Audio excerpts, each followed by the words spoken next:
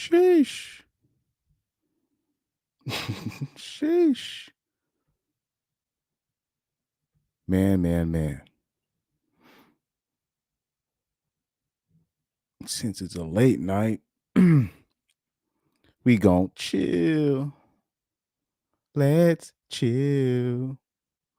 I don't want to settle down. Man, that song is ill as F. But for real, let's make sure these things are working. These sound effects are working. You know what I mean? Make sure my stuff ain't loopy. You don't force that for me. Come in and go answer that. Cause what you want to hear?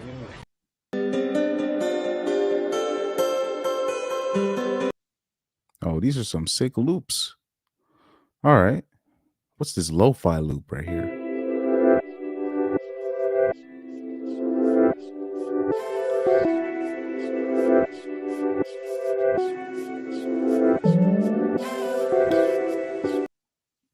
Not bad. I gotta start. You know what? I'm gonna start adding my own music on there. Put that in the background or something like that. Anyway, let's see what else we got here. Oh man, what else we got?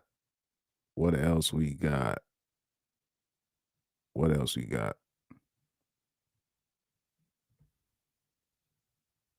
Greatest threat to society right now? We're not allowed to say that. That is because women are turning the world woke. You might remember my video on what the country would look like if only men voted. Okay, I'm ready to give up the vote. Take it away. Well, here's some more info. Well, the media would like to have you believe that it's men who are being radicalized and going conservative with gateway drug Jordan Peterson. No, absolutely not. Absolutely not. Look at this chart. This is a chart of men and women ages 18 to 29 who identify as liberal. And what do we notice? Well, I can notice men just minding their own effing business, just existing in the same way. Look at the women's line. What exactly was in the water in 2012? Women have lost their effing minds. And this trend is true across the world. This is Germany. The men in the UK are so soft and they still cannot keep up with the women. Honestly, we should figure out what's going on in South Korea. This is all Gallup poll data. We need to talk about the second order consequence of this. Women can influence men because men will do anything to get laid. Have you ever seen a man just by himself at a women's march? He is there to get laid. Ever seen a group of guys just roll up from their fantasy draft picks to go and block a bridge? Unless they are low T soy beta, they are doing it to get laid. So guys, please, I beg you, hold the line. And ladies, well, God, we have our work cut out for us. It's pretty obvious that women are the greatest threat to society right now. Interesting. Now, I have said similar things, but I've said similar things, and you get these labels put on you. It was interesting. Like, I get hate for saying this from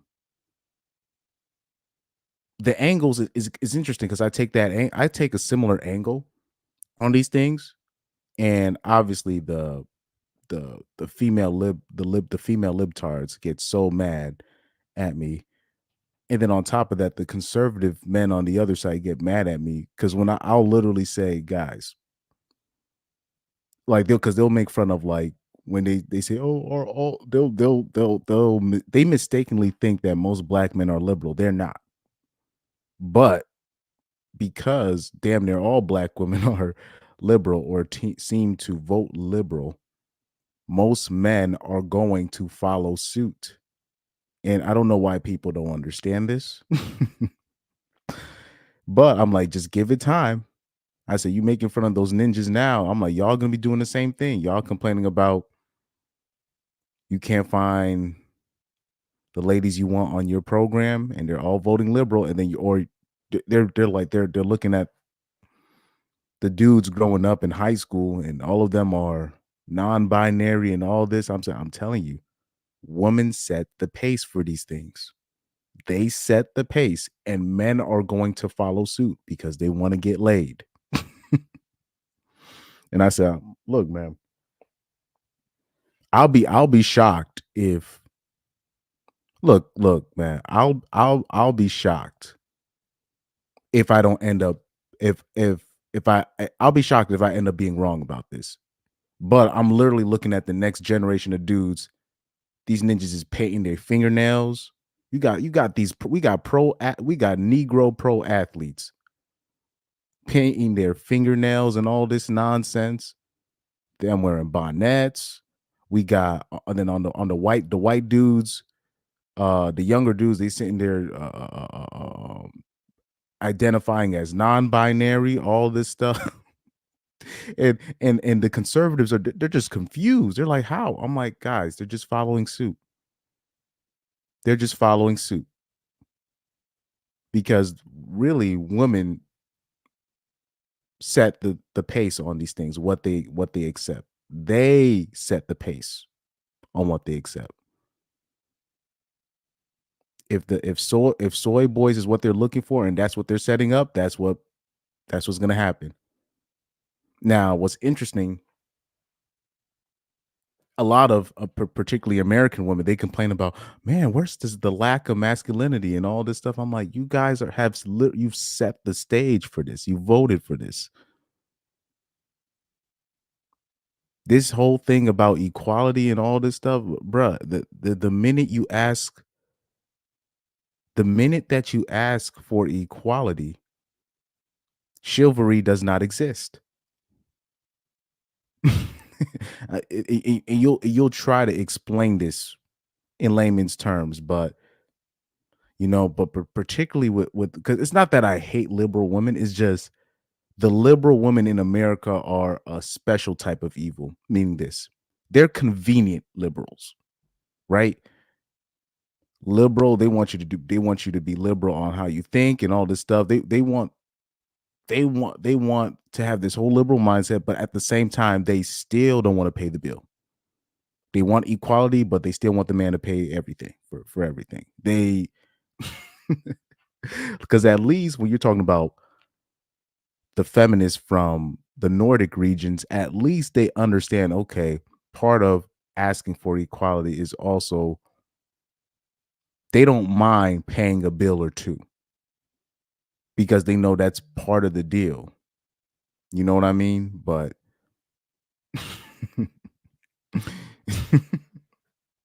they don't they basically they still are just talking about he needs to be on my level or higher.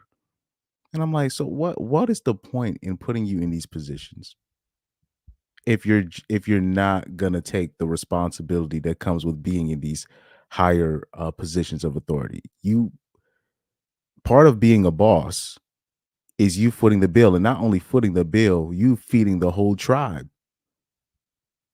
This is why, like, I always say, like, say if, for example, if they forced me to become a leader of a society or a nation, I would make sure I would cater my society towards the average man. So where the average man can feel like he can gain a family, or the average man feels like he can just get a regular job and just live life. Where there's always that option for him to settle. You know what I mean? That's how I would cater my society to, because then when you cater your society towards the average man, this is where you get a nice booming population. You get men wanting to be more. You get men willing to die for their families. You get, you know what I mean? You actually can get what you want from those dudes. You can get what you want from those dudes for your society. You got men that are willing to step in. You know what I mean? If certain things go bad. Okay, so for example, this, because we're in a different society now. There was a clip that went viral. I think it was a girl on the subway, and something, I don't know, some dudes try to approach her or whatever, and then people were like, why aren't the dudes? It was all women in the comment section, how all these men are cowards for not stepping in and trying to help her. And I'm sitting there like, those days are gone. I don't know what you live in. And second of all, in the society, guy, you say that men are not what's that term? I don't know that term, but basically, I'm blanking on the term. But there's a term where you're what's the term? Basically, crap. I'm blanking. I'm blanking. But the average man is not obliged to protect the average woman, put his life on the line. You're not. What's that term? What's that? I'm blanking on that. I'm blanking on that term right now. I don't know why. It's not obliged. It's something else. It's a term. It's a term. But anyways, you cannot expect the average man to put his life on the line when he has a family at home for the average broad. That's entitled. Exactly. You're not entitled. Right. Exactly. That's the term. So there's always a term where they're always saying like, oh, men feel so entitled to women's bodies and all this stuff. Or they'll literally be mad that husbands want to be intimate with their own wives, right? You're not entitled to my body. Well, I'll say it like this: women, you're not entitled to a random man's protection. I mean, do people understand the risk that men take when they step in these situations in public? When you know people got knives, people got friends that will come behind you and stab you. When people got, especially when you're talking about down south, people got guns in open carry, and they just want men to just put their life on the line. Just random dudes for an average situation. First of all, not not me, not me. Please. I always I always advise men, if you see a woman getting beat up by her dude, I mean, if you really, really feel like you need to do something, the most that you should do is maybe call the police on the outside and stay far, far away from the situation. Now, the most I would do is I would even talk to the woman. I would be like, "Hey, bro, like hey, her head is already gashed open." I'm like, they could put you in jail for something like this. Maybe you want to just maybe you want to pack it up and take it home. And if I even get a resistance, what do you say? What you say, mother? I'll just back away. Okay, I'll just be like, okay, I'm sorry. Never mind. That's the most I can see myself doing. I'm not stepping in on that. Please. All these stories about these dudes stepping in and then dude gets shot and then the girl still stays with the guy. Man, please. It be dudes with families be trying to step in and I'm like, bro, don't do that. But like, I guess when the girl continues to get her head beaten in, people just still expect men to just step in. I don't get that. But when they talking about men feel entitled to women's bodies, I'm like, no. Women feel way more entitled to a man's protection, provision, his resources, all of that. I believe women feel more entitled to those things more than men feel entitled to their bodies, because there's laws against men that feel entitled to certain women's bodies. There's laws to stop the average man from thinking he's entitled to a woman's bodies. But at the same time, what's up, Pyro? At the same time, there's no law. There's not paternity fraud is not even illegal. Paternity fraud is not even illegal. But but men feel entitled to a woman's body. And then once you start bringing up paternity fraud and how we should have mandatory paternity tests, most women will literally lash out on you. I'm talking about the conservative women, liberal women, black women, white women. They all will literally, they will fight. They will fight you on this. They will fight you on this. Okay, so let me try this out since it's a late night. I just started. Since it's a late night, let me invite. I don't know how this invite stuff works, but Oh, okay. Since I have some time, let me pin the StreamYard link.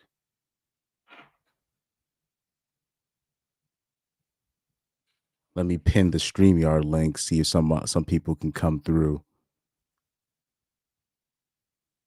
Okay, so I put that in. I'm not sure how this works, but anybody that wants to come through, let me pin it.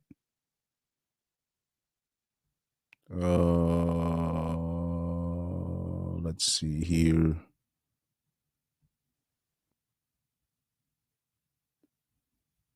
But yeah. Now let's go through. Oh, okay. So let's go through some of these things I saved on here. Because last night I got into a interesting, anybody that witnessed last night, an interesting situation happened in terms of,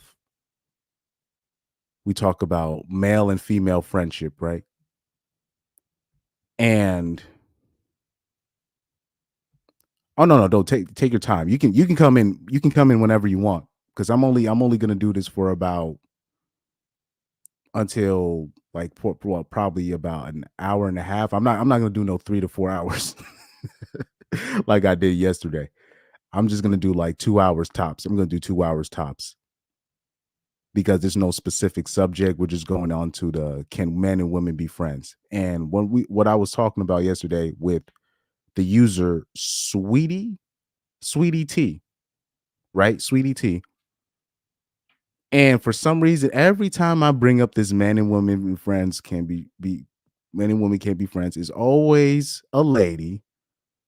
Well, oh, I gotta download that Bill Burr soundbite. A lady. It's always a lady trying to prove me wrong. Always trying to act like what I'm saying is crazy. Or no, not necessarily what I'm saying is what basically not my situation. You're just like, first of all, I need to see what the situation is, and it'll tell me everything I need to know. I remember I had one girl argue me, but it was just like it was literally, it was like that. But then I was like, wait, so is your friend straight or is he homosexual? It was like, oh yeah, he's homosexual. I'm like, he don't count. And even then, look, honestly, I'm gonna keep it real with you. If I had a girl, I would even let my girl have gay friends. That's out of the question. Hell no. I would even have because I've already talked to a couple of girls, right? And they'll experiment with their gay friend, if you know what I'm saying. So I don't even trust that. I've had girls admit this to me. I remember one girl I knew that I went to high school with. I ended up hooking up with her later, but she ended up saying that, oh, I ended up catching feelings for my gay friend. I'm like, what? Oh man. I don't know why I still smashed after that. I don't know why, but when she admitted that shit, I was like, oh hell no. But there's been a lot of girls that have told me, oh, oh, my gay friend is cute and all this. Nah. Or people just think that because a man is gay that he still doesn't mess with women. There's plenty of gay men that still mess with women from time to time. Trust me. Hollywood is full of those guys. First of all, the rap industry is full of these people. You think all these rappers you seen with all these 304s, you think they're only messing with women?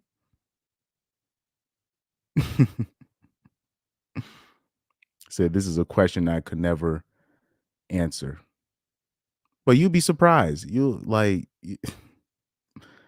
talking about women will go out their way just to prove that, oh, this is the exception. And you're like, nope. um But anyway, before I even go into that subject, I got a video to show you. This is a couple And they're going to show you the ages of themselves and how long they've been together, right? So, all right. And I'm going to turn the music off. So this is, he was 40, she was 31, 39, 30, 29, 38. So pay attention to the ages. Pay attention to the ages.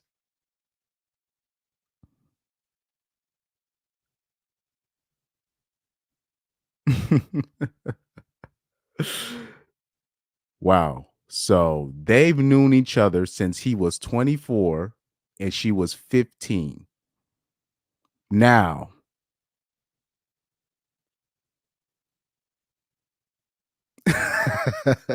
so now she ended up having a kid with him, what, like 15 years later, right? He was what, 40, she was 31, but they've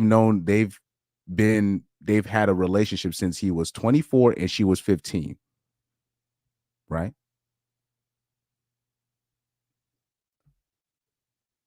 He said, "Oh, heck nah." But hear me out here. Hear me out here. Hear me out here. Because people because people don't understand how the world works. When I first watched this video, when I saw the age go all the way to 24, 15, I went all the way to the beginning of the video. I'm like, wait a minute. Are they from Brazil? So right here. So we press play here. So then I saw this caption.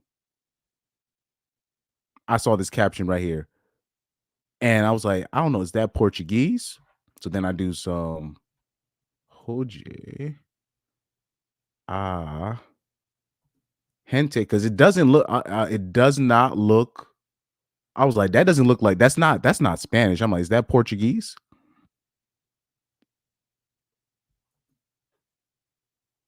Hold on for a sec. Oh my God.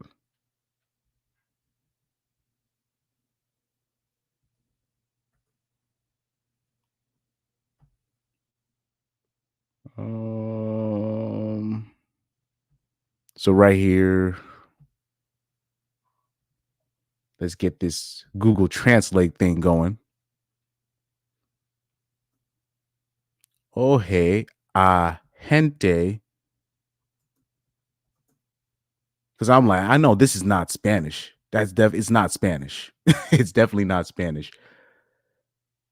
So once I typed this in on my phone, I was like, oh, these guys are Brazilian. Now, what people don't understand in Brazil, does anybody know what the age of consent is in Brazil? Anyone to take a wild guess what the age of consent is in Brazil? What the age of consent is? Anybody want to take a wild guess? Exactly. 14 years old. So the age of consent in Brazil. Oh, you from Brazil? Okay, perfect. Perfect. Oh man, my respect for you, because I'll say this. The only my thing with Brazil, maybe it's because I'm Haitian, so I always hold up Brazil in high esteem in terms of the football there. But let me not get off let me not get off track. People don't understand in countries around the world, people don't understand our age of consent is relatively high compared to most countries. Now, in the United States, what people don't understand is in most states in the United States, the age of consent is actually 16. The reason why most people are they always say 18 is because in California, the age of consent is 18, and Hollywood is in California. So you always see on TV, they're going to use California laws, California norms. And this is why people think the way they do. You know what I mean? If people did the research worldwide on the age of consent everywhere, so and here's the thing. Yeah, exactly. He's about to say 15. People don't even like. I remember. Shout out to you, man. But people don't understand. people don't understand. Like, I remember there was a story that went viral, I think 4 or 5 years ago. I think 2018, 2019. It was a girl. She had a heart attack. This was a story in Brazil. It was a 15-year-old girl that had a heart attack after having sex. I think it was her first time having sex or something like that, or her second. I don't know. But the guy that she was with like a 26-year-old janitor. It was a 15-year-old girl. She had a heart attack and she died. And people were so caught up on the age thing. And I was like, you guys, you do know that the age of consent in Brazil is 14, right? But there was dudes in the comment section was like, wait, you can smash bitches and be a 26-year-old janitor and you can get a 15-year-old. People was in the comment, there were dudes in the comment section had me crying because they didn't know. They had no idea. In America, we're raised to think a certain way, to be a certain way. So we'll see something in the countries, right? Outside the United States, right? And then we'll think, oh, these people are creepy. No, that's just their norm, right?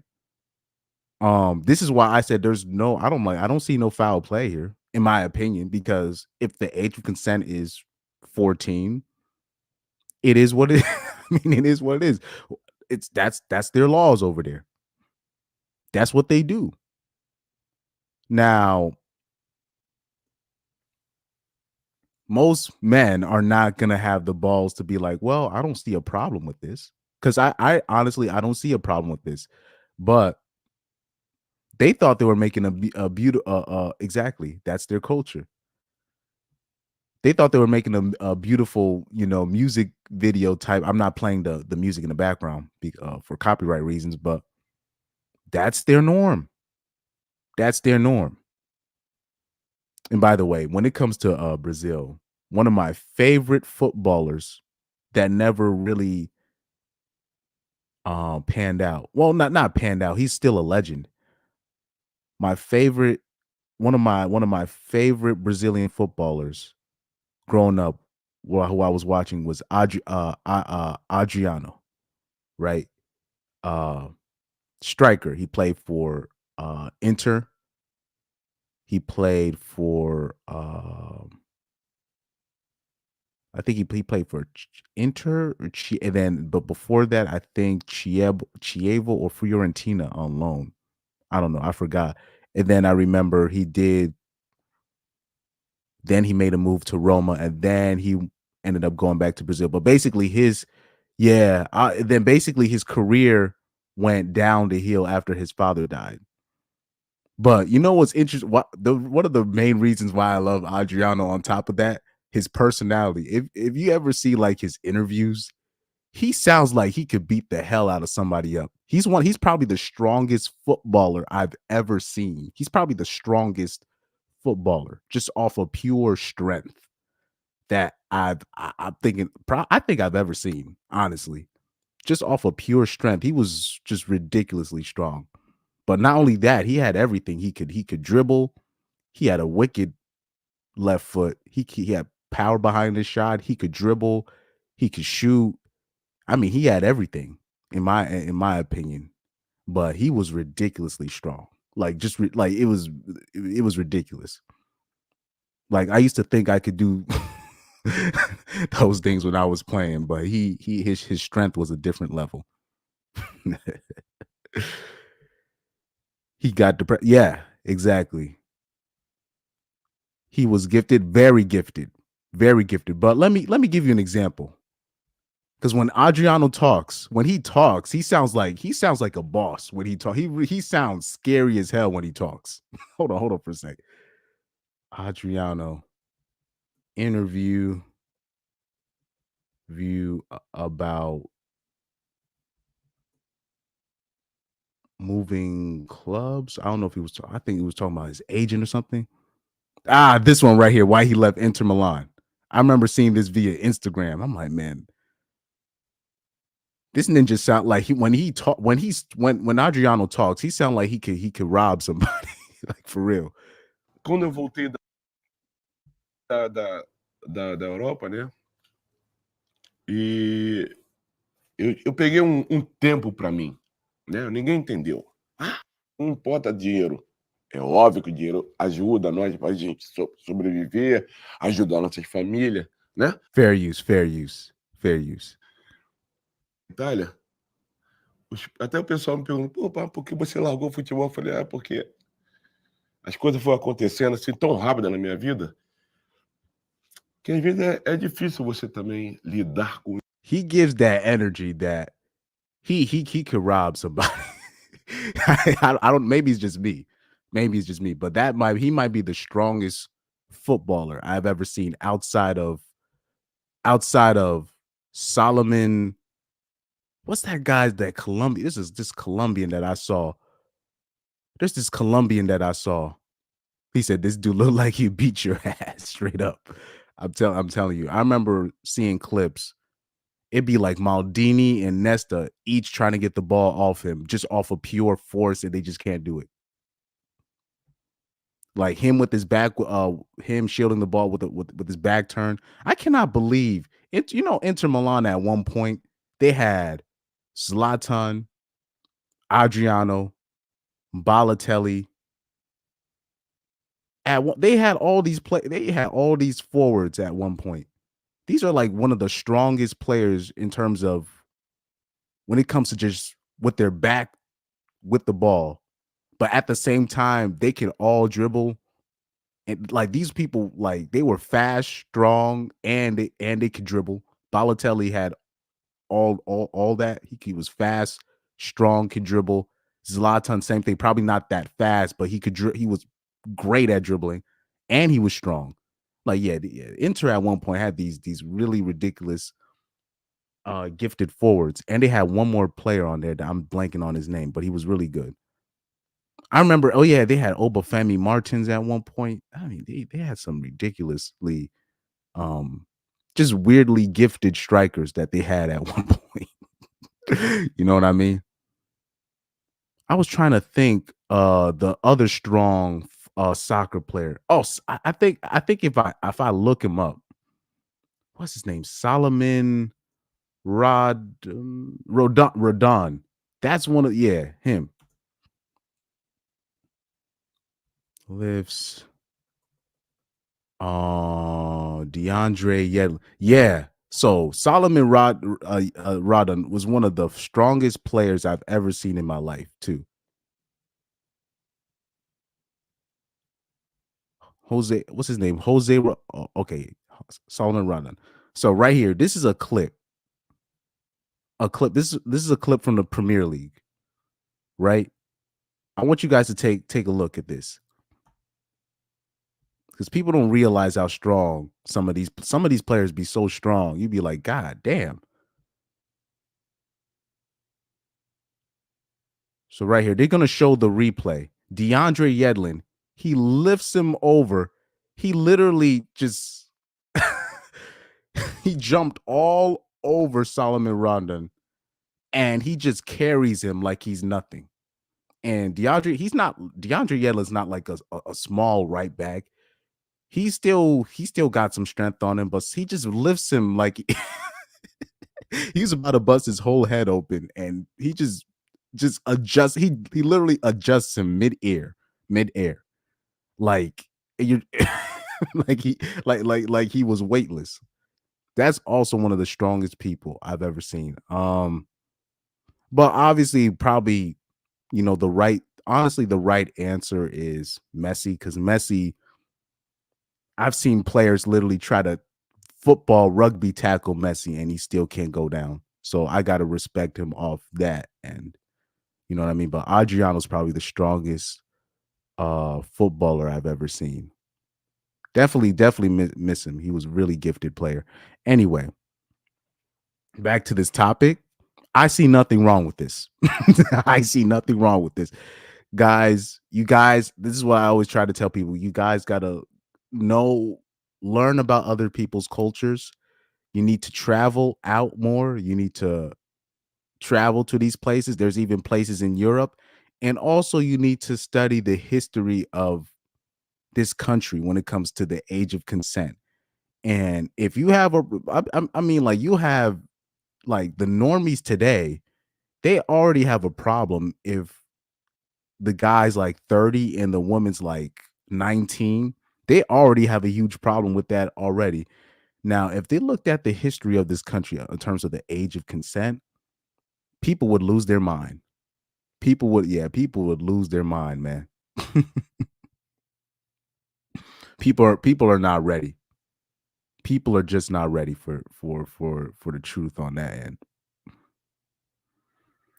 Okay. Where's my stuff?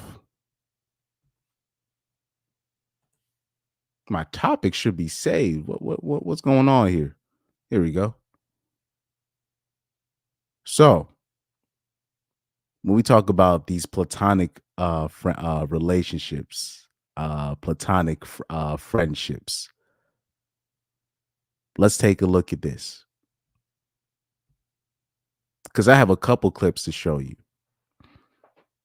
on that end.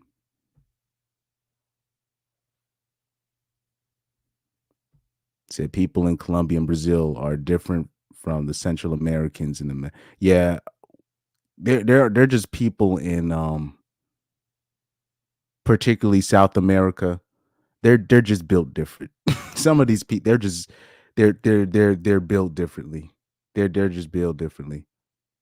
Oh, I see you, Pyro. You're let me see if I can add you to the stage. Yeah. Here we go.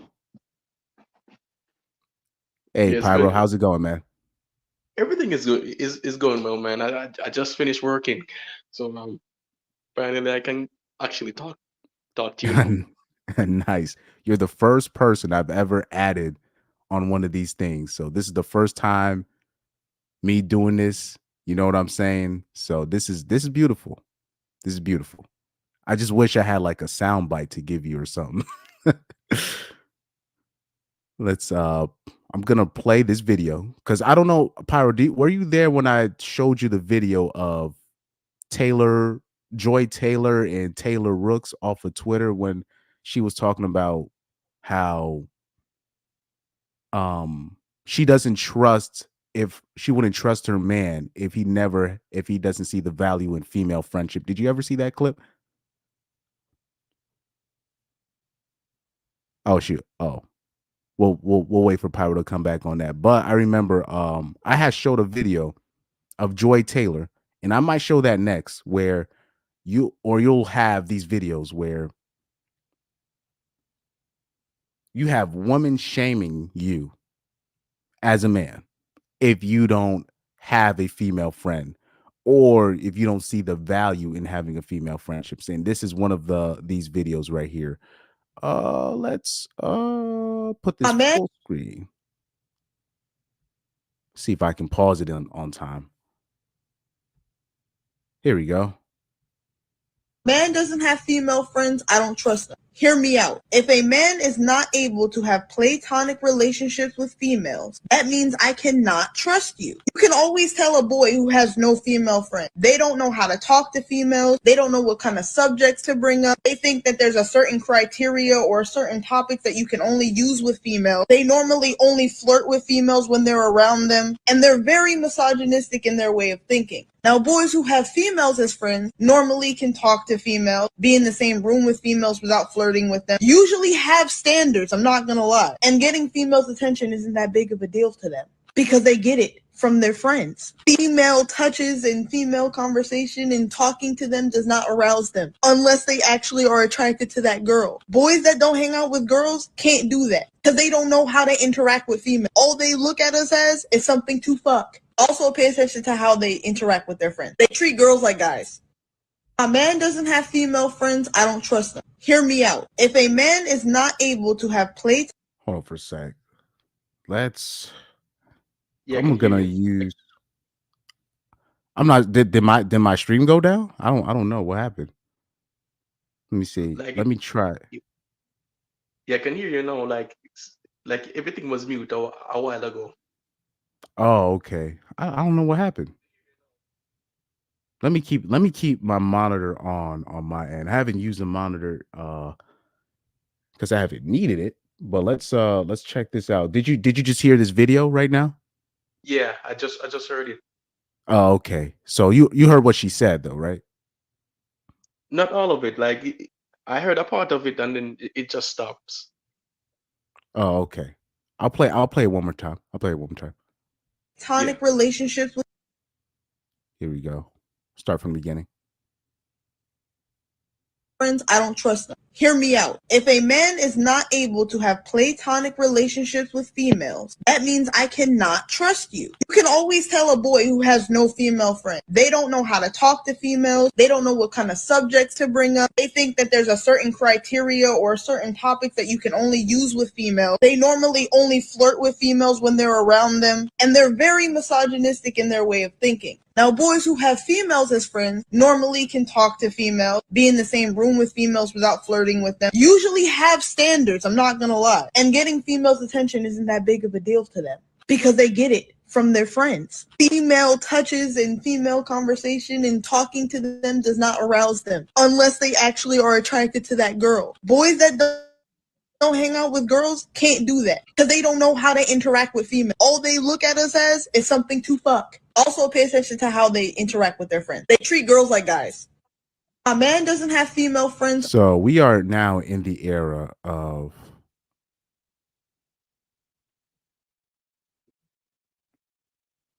where you other variations of woman trying to tell us what makes a man a real man. Now, off rip, Pyro, what do you notice about this girl? What do you notice about this girl? Just off of appearance, what do you notice? I know that she got a lot of bodies. That's for one.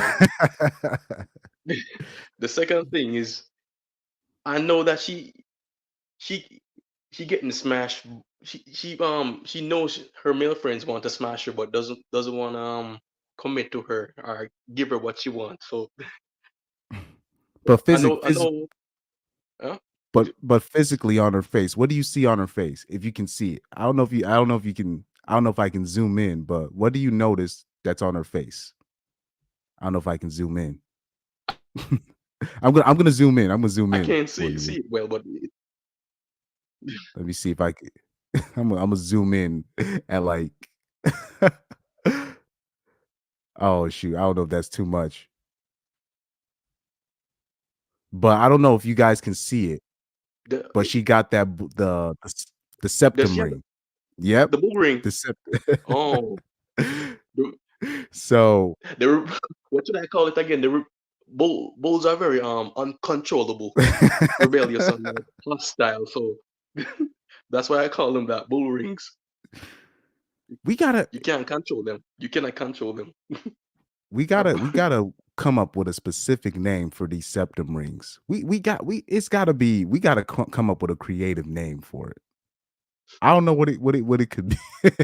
The septum, I don't know, the septum ring of social justice. I don't know what we could call it. We got to give it something. Yeah, Like we gotta. Black woman has it. White woman has it. The college 3 or 4 has it. Like all yeah. they have it in their nose, on their lip, in their ears. But yeah, specifically, A man doesn't have female remember when I did the top 10 overlooked red flags in a woman? I did that stream. I forgot to add this. That definitely qualifies as number one. If she has a septum ring, you already know she's gonna be there. There's no how do I put it? There's no limits on the fuckery that she's going to say or do. Yeah. As a woman, if she has a septum ring. And you're always gonna hear something about patriarchy, something about toxic this and abuse that, and spiritual healing, whatever more things I can come up with. Yeah, but yeah, this she's is gonna try another. to But this she's gonna find herself eventually, whether now or in the later. I mean, I don't see. Well, I'll say this: I don't see women with septum rings get. They usually don't get married from what I've Yeah. seen. Yeah. So, or they either get rid of it eventually, and then you see it like in their college pics. But I don't see a whole lot of women that like with the septum ring get married. Maybe that's why I didn't add that to my top 10 overlooked list. But it's pretty obvious if you got a girl that has that septum ring, she's trouble. Yeah, just absolute trouble. There's no way somebody like that can bring peace in your life. So let's play this one more time, and I'm just gonna stop it in the middle just to see if I missed anything. Friends, I don't trust them. Hear me out. If a man is not able to have platonic relationships with females, that means I cannot trust you. Nah, no. I got the soundbite for it. I got the soundbite for that. I got the soundbite. No, you don't force that for me. Come in and go answer that. Cause what you want to hear, if you the answer you want, you have to go and be for that. So I finally fixed that soundbite. I finally fixed that soundbite. So I don't know what's this push where basically they like where women it's like they you have to have this. Oh shoot, Angel's on. Let me add him on real quick. Yeah. Hey, what's up, Angel? Hey, Chris. Hi, good evening, everyone. Hey man, good? what's up? Man, this is the first time I've done something like this in terms of adding people on, but I was inspired last night because when this topic came up, we had a girl in the live chat, and she was trying to, like basically every woman does, when we always bring up men and women can't be friends. They're always going to try to prove that they're the exception. So what's your thoughts on just the sentiment of do you think that men and women can be friends? Oh, for me personally, okay. No, because I don't know. From my experience, I mean, you could try, but it's not gonna work out because eventually you're gonna have feelings for each other. As it is, though. Uh, in this case, with this one, I mean, she just want to be. I guess she just want to be in charge. She really comes off seriously masculine as it is, though. Maybe she wants to be more masculine than everybody in this whole panel, I guess. But the thing is that she has that Angela Davis afro, and and she got that attitude of hers. Though she want to be like well, I'm running the show, I'm the boss, and it doesn't work that way unless she's dealing with simps, and Yes. those are the guys that they're gonna be go into this type of friendly relationship in terms of like, maybe I could be in her good side, and then maybe she might, give me a little something, and blah blah blah blah. No, bro, no, stop, no, that's not gonna happen. She's gonna kick you to the curb and just say, listen, we're just gonna be friends and leave it at that. No, personally, I don't believe in men and women being friends. No way. That's not possible. Not Yeah. for me. Angel, Angel and Yes. Chris, we Jamaican have this term. Say we always have this term, or we always use it. Men and women can't be friends, so we all we say is friend fuck friend. So we don't believe that friend f friend, they f each other. So we Yeah. don't believe none of that. Yeah. And also in Jamaica, people be getting down. So that's got to be impossible, especially when you're talking about in the Caribbean. Please, it's somebody's gonna fuck. So that's off GP. That's all. So I'm already coming in with that in mind. Now, I don't know why women can't drop this subject. I'm talking about we could be having a great conversation. I'm talking about you could be having a great conversation with a woman, and then this topic will come up. This topic will come up, and then the programming is gonna kick right in. Oh, I know somebody, and oh yeah, but and then you'll ask, okay, so how long you knew this dude? Remember the girl from last night, Pyro in the chat? She said she knew Yes. the dude for since 2009. I'm like, since 2009? Mhm. I'm like, oh my God, here we go. Here we go again with this BS. He clearly likes you. I Yes. mean, they can't. I'm not gonna say they can't see it. She knows. And then on top of that, if we did the test, and we all know what the test is, I always tell them, oh, so you think he's your friend, right? All right, I want you to call him. I'm sorry, I want you to text him. You don't have to call him. Just text him. Hey, I've been thinking about you right now. I'm a little bit lit, but I've been thinking about you heavy. Can you pull through? You don't even have to say I'm horny. Just say, can you want to come through? And he's gonna come right over. Yep. Or you could just or you could just be like, hey, I want to smash. I've been having feelings about you. Come over. He's gonna be in there in T minus 20 minutes, tops. T minus 20 minutes. So they know this. But yet, if you're a man and you broach this subject with the average woman, the programming is gonna kick right in. And what's interesting is I'm talking about you could have been in agreement with everything before that conversation, but for some reason they can't let this go. I'm talking about they want to bring these are one of these things that they want to bring to the grave, that man and woman can be friends, and particularly it's just like it's very stressing. It's very stressing sometimes. Only in it particularly if if she's your girlfriend. If she's your girlfriend and then now you're just like I mean, like, bruh. But bottom line, they're always gonna take that to the grave. Let's continue to play to see if I missed anything on this here. You can always tell a boy who has no female friend. They don't know how to talk to females. They don't know what kind of subjects to bring up. They think that there's a certain criteria or a certain topic that you can only use with females. So, when we talk about the screening process, you know,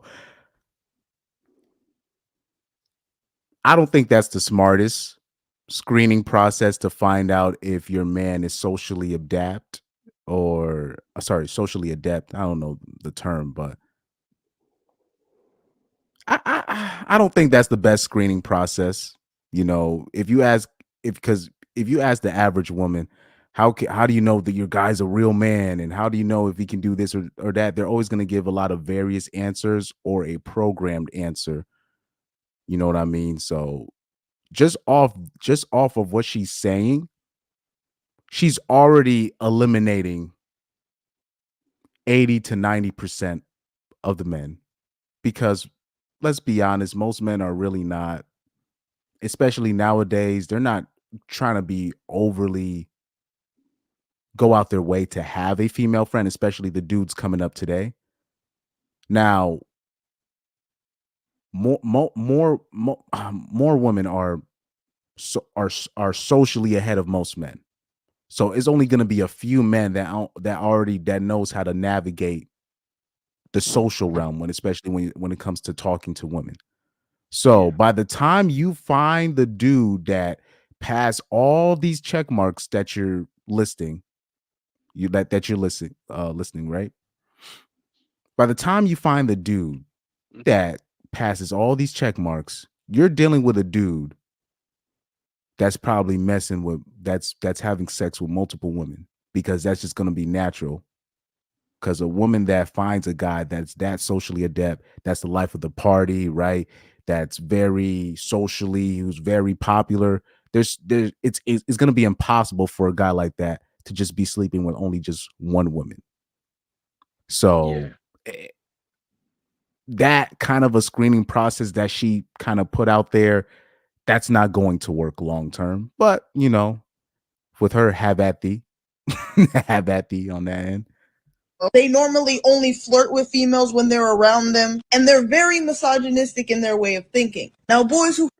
Now, they've already done the studies for this. They've shown that the most quote unquote misogynistic dudes are the top dudes that get most of the women. So that kind of throws all that. Oh, it's your RP and your incels and your Andrew Tate fanboys and your Kevin. It throws all that out the win. And then on top of that, it makes sense. The incels are not okay. Say if you're an incel compared to the Chads, eventually their ideas of women are going to intercept, because you have a guy, you have both of these dudes have seen the worst of women, because people are just thinking, oh, the Chads, they're just seeing the best of women. But no, because since they're always around women, they see what they do. And then on top of that, the incels see the evil, or how women will just ignore them, or how women will just treat them in general. Or you like, if you're a Chad, or if you're a guy I've been in that position where you know a girl, even if you're not fucking her, you know the girl, and then she's literally laughing at certain dudes that's giving her a DM, and she's showing it to you, and she's just laughing. And now you're on the other side of, damn, this is what I look like when I was thirsting after a girl. And now she's showing, I'm like, damn, now I understand why people was laughing at me. That realization, that's going to happen for the Chads, and that's going to happen for the incels. That's why, especially nowadays, you don't really see the jocks going out their way, bullying dudes. You know what I mean? That would qualify as an incel. Those days are over. You know, pushing people's faces in the toilets and stuff like that, stealing them their underwear. That doesn't happen nowadays. Because right now you got the Chads and the quote unquote Chads and the Tyrones. They're like sweeping up in the dating market, so much so they have so much that they're not even looking at it. They're not looking at it. They're really looking at all sides of women. They're experiencing the best that the woman has to offer. And when you look at it, when you're looking at what women have to offer in today's age, it's not much. Yeah. And they're drowned in it. So this is why it makes sense that those guys would actually be the most misogynistic. When you have women complaining about the finance bros, I already did a segment on that, where because the finance bros, they deal with a lot of escorts. So when they go on these dates with these normie girls that think they could just show up and just play that let me hide the punani game, that's not going to work on them. They're going to ask them the hard questions. And because they ask them the hard questions, the girls either they end up getting intrigued by them, or they just leave in disgust. But either way, the finance bro, he'll be fine. And then on top of that, finance bros look at things very analytically. And once you start looking at things analytically, you're looking at the girl that you're having a date with. Okay, how much does she have to offer? Is she a liability? Is she an asset? And most women in today's age, they're liabilities. Pyro, you wanted to say something? Yeah, I'm saying like a woman in today's age has to be very, very useful, or else she's gonna be deadweight, and you don't want any deadweight around. Especially if you end up having kids with her. Oh God. I always say this, for example. You know about the we'll take the most famous example, Taylor Swift, Travis Kelce, right? Yes. So what what people don't understand is Travis Kelce is the prize. You know, people might not get it, but how about you know what? How about, do you guys know about the Jonathan Owen Simone Biles thing, right? Yes, I know that. Yeah, So the football use player. that. Yeah. So I'll use that example instead. So when he said he was the prize, he was right, because a guy like Jonathan Owens, I don't care if he starts or he doesn't start, the dudes that are sweeping up on the dating market low key be these practice tight ends and these practice these practice squad linebackers, because at the end of the day they're still mutants, right? They still physically check out for most women, and on top of that they don't have to worry about learning certain playbooks, who's gonna start. They could literally just show up, be on the scouting team, and then just go home and then mess with all types of broads and say, oh, I do play in the NFL, and they're just sweeping up. They're just sweeping like it's nothing, because they have the time to, you know what I mean? Yeah, that's right. So for a guy like a Jonathan Owens, Simone Biles had to be Simone Biles to get a Jonathan Owens, because now Jonathan Owens is looking at her like, damn, she's going out of her way. She DM'd me. She's flying out to me. She's paying her. She's coming out of her own pocket just to see me. I got to marry this broad off of GP. And on top of that, she's one of the best gymnasts ever. So now, then you take into account the Taylor Swifts, and now you're seeing this trend of basically, another one, Ella Ma, whatever her name is, her getting Jason Tatum. So now you're seeing this trend of these, like, because a lot of the times the female artists, they tend to wait until they're 30. Now the female artists, now in their 20s, they're going after these top athletes now while they're in their prime, age-wise. Holy crap, Undead Chronic and his people's in the chat. That's crazy as hell. Anyway, what the these people invaded my chat. What is going on? what the hell? Okay, Undead Chronic and the War Band, they just invaded my chat. But anyways, yeah, these are all people in the, anybody that doesn't know, Undead Chronic, that's one of the top people in the basically in this space. What in the hell? These people. My shit went from like 6 people to 29 in 30 seconds. Oh, that's cool. Holy crap. Oh, Angel, Pyro, do you guys, I know Pyro, Undead Chronic. Angel, Undead Chronic? Yeah. I don't know, like, personally, but I've heard he's pretty good. Yeah, man. One of the top people in this space, in my opinion. Him and Hammerhand. Like, I remember listening to Undead Chronic in college, so that, but Undead, like, he had like 2,000 different accounts, because he's been demonetized like a million times. So like, yeah, the stuff that he says, most normies are not ready for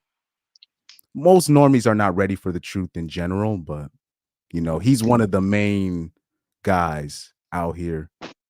And he really, he reminds me of the people that I grew up listening to, which is the Star Report, Star Terrain, Corey Holcomb. These guys really don't leave no prisoners, really, when they start talking about the public in general. I don't know if you guys know who DJ Star is, Star Terrain. He used to have a radio show. Star Terrain, he was infamous for when Aaliyah died. You know the female artist Aaliyah, right? Yeah. So yeah. when Aaliyah died, apparently somebody bet Star some money, and when they played the news of Aaliyah dying in a plane crash, somebody played the I forgot, it's like the theme, or they play basically the sound of a plane crashing on the radio or some shit, the soundbite of it. And so when he did that, it's a song, there's a specific song that's related to planes crashing or whatever. It's a soundbite. So he played that, and then the female co-host was like, "What the F is wrong with you, Star?" And he was like, "Hey." She said that on live air, and you know what Star's reply was? Hey, you're on radio, you just swore. So that's the type of dude, when we talking about, man, that Chronic said this is the after party. Yeah, it is. Yeah. Oh man. Oh yeah, by the way, there I was recently, just before I started my live stream, I was on Undead Show, and he was talking about Destiny, talking about the RP is dead. And I have a message for anybody that's still on that BS with the RP is gonna die. Dude, they could It's literally never gonna take die. all our channels, and I'm gonna give you guys a chance to respond to this with Destiny's. They're still trying to push the RPs that they could take all of our channels, all of it, but women are still gonna be women, bro. They're still gonna do goofy shit, and people are going to ask for they're gonna be asking for answers. So they could literally take all of our channels. Yes. Women are still gonna be women, men are still gonna be looking for answers, and there's just gonna be a new crop of people coming through. So I don't know why they're still pushing on this. The RP is dead.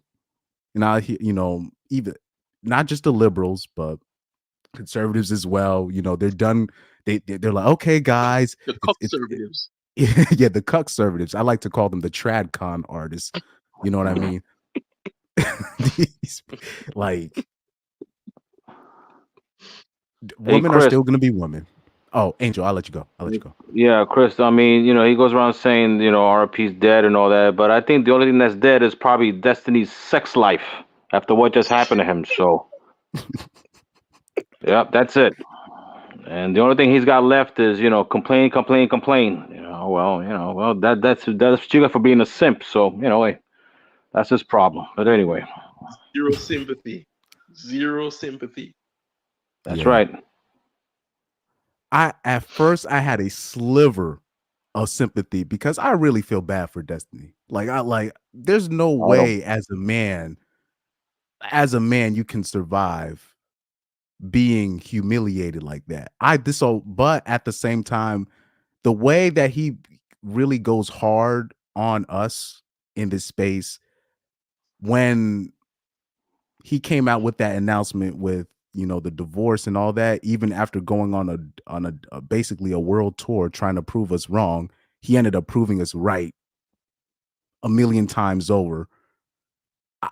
I just don't have sympathy for this guy and what he's going through, and whatever happens to him. I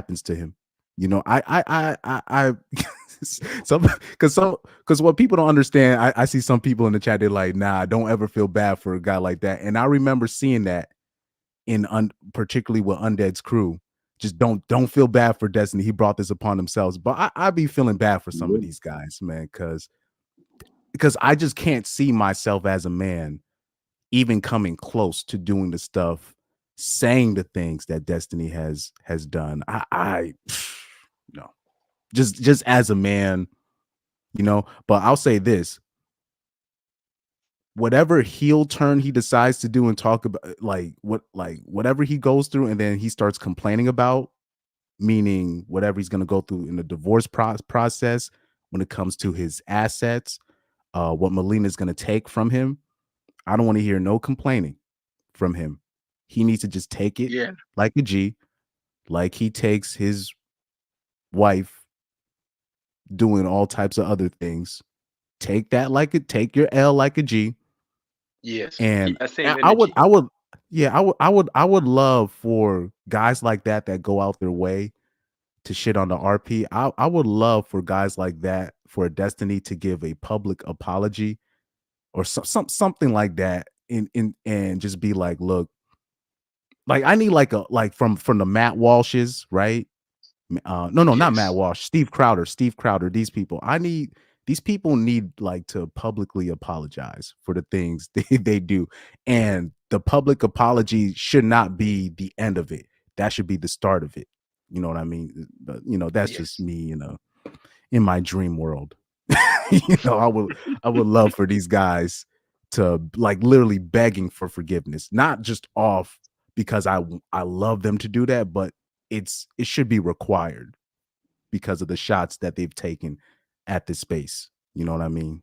That's all I have to say about Destiny. You guys have any other words for Destiny before I move on? Yeah. One thing I'm trying to say, he better not come over to the RP space. We already have enough frauds over here. Should we name the frauds? No, we don't have to name them. I'll say this, man. I'll say this. The other day, somebody was in my comment section because I did post a video about Michael Knowles and Just Pearly things, and somebody was trying to say that I was supporting Just Pearly by posting the video of the interview. I was like, no, I already made that the show about Just Pearly being a fraud. I'm talking about way before anybody. Like, I made shorts, videos. I'm talking about December 2022. I made the official video January 2023 about Just Pearly being a fraud. Like these dudes don't watch dates. They don't watch dates. Yeah. Yeah. Like, so just to put it out there, because I did show the interview with Michael Knowles and Just Pearly. Guys, I've already said Just Pearly's a fraud. I gave Underground Uncut, another Manosphere related channel. I gave this guy his props for exposing her. I'm already past the Just Pearly, Bottom G, who else? These people. Oh yeah, and even though I like some of the stuff that Myron Gaines say, but he's a grifter. Same with Fresh Prince CEO. Who else? These the Fresh and Fit crew, the whatever podcast. That's why I don't even try to play their clips. I don't even because unfortunately, because of these people, anytime that we make a decent point about men's issues, all these things, they always just dismiss our point by saying, "Oh, you just must be a Andrew Tate fan," and it's annoying. Yeah, Sneeko. Somebody said, yeah, Jack Murphy, right? Sneeko, Sneeko. This guy, like, I don't like. At least with Fresh and Fit, Myron will do some things that I like ish, but Sneeko, I mean, god damn, bro. That guy's just Sneeko is just an Andrew Tate wannabe, and he just literally follows anything that Bottom G does. And Jack Murphy, he also follows Destiny. Sorry, say that again. I think he also follows both Andrew Tate and Destiny at times. Oh yeah, because Destiny and Sneeko, they're both cucks, so they have a lot to relate towards each other. Yes. But Sneeko, that's just a man. There's no way I can trust a guy like Sneeko. Just off GP. Just off GP. Well, you shouldn't trust a guy that's named Sneeko. I mean, you take out the O, and what you got? Sneak. So you shouldn't trust anybody with a name similar to that. That's what you said. That's similar to what Corey Holcomb said. He said a lot of the times these people put who they are in their names. Yeah. You know what I mean? Yeah. And because we're normies at heart, and sometimes we just be like, they're not, even though it's right in front of our face, you be like, it's no big deal. But it'll be right in front of our face, and we just don't give it the respect of it being a fraud potentially. Yeah. You know what I mean? So that's on us at the end of the day. These people in the chat have me laughing right now. Somebody said you can't spell cuck without the UK. Oh, Gem Power. Let me explain that. So somebody said Fit got a picture of him in a bed with another man. Now, that picture right there, unfortunately, when we're talking about Caucasian dudes, they like to do pranks like that. Now, I don't know if Myron is gay, but unfortunately, even I remember people were talking about John Cena going naked on the stage during the Grammys. Look, I live in I went to mostly schools in the suburbs, elementary school, high school, clubs I played for. Unfortunately, Caucasian dudes like to do stuff like this. I don't know why. I'm in a rock band right now.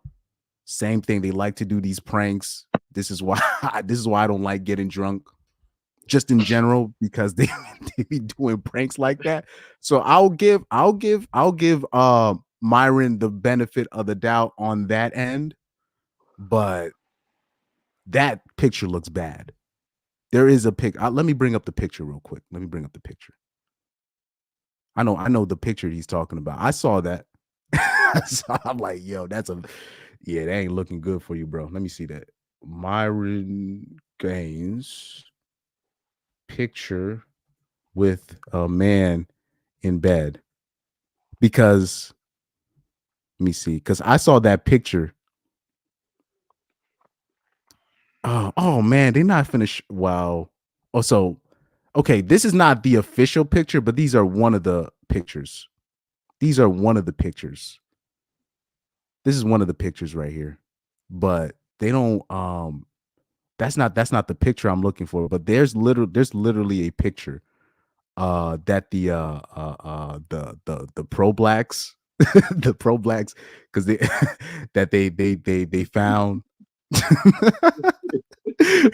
There was a picture that the pro blacks found, particularly via Tariq Nasheed, if I'm not mistaken. They found that picture of him in bed with that white dude. Yeah. Let me see. When did he trade? Oh, I think you guys are talking about Taylor the Fiend. Oh yeah, But look, man, I've watched him when he was with Undead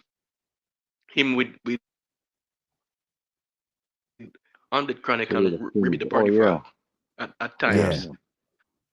Yeah. So I don't know what happened between him and the war band. I'm not sure. I don't even because I do remember he was part of the clan, and then I didn't see. I don't remember what happened. Because the thing was, I don't know if he was selling courses. I think he was selling courses or doing I think it was that like Undead Chronic is against selling courses. I'm against that like too. Selling books. I'm against that too. So if you selling courses about if you selling courses in general, I'm gonna stop following you. Just in general. But that's me too. But it is interesting. Somebody did put in the comments, Taylor don't be shouting out the war band, which is interesting. That's a bit interesting. For you to get famous through a particular channel or a particular base and not shout them out afterwards, that's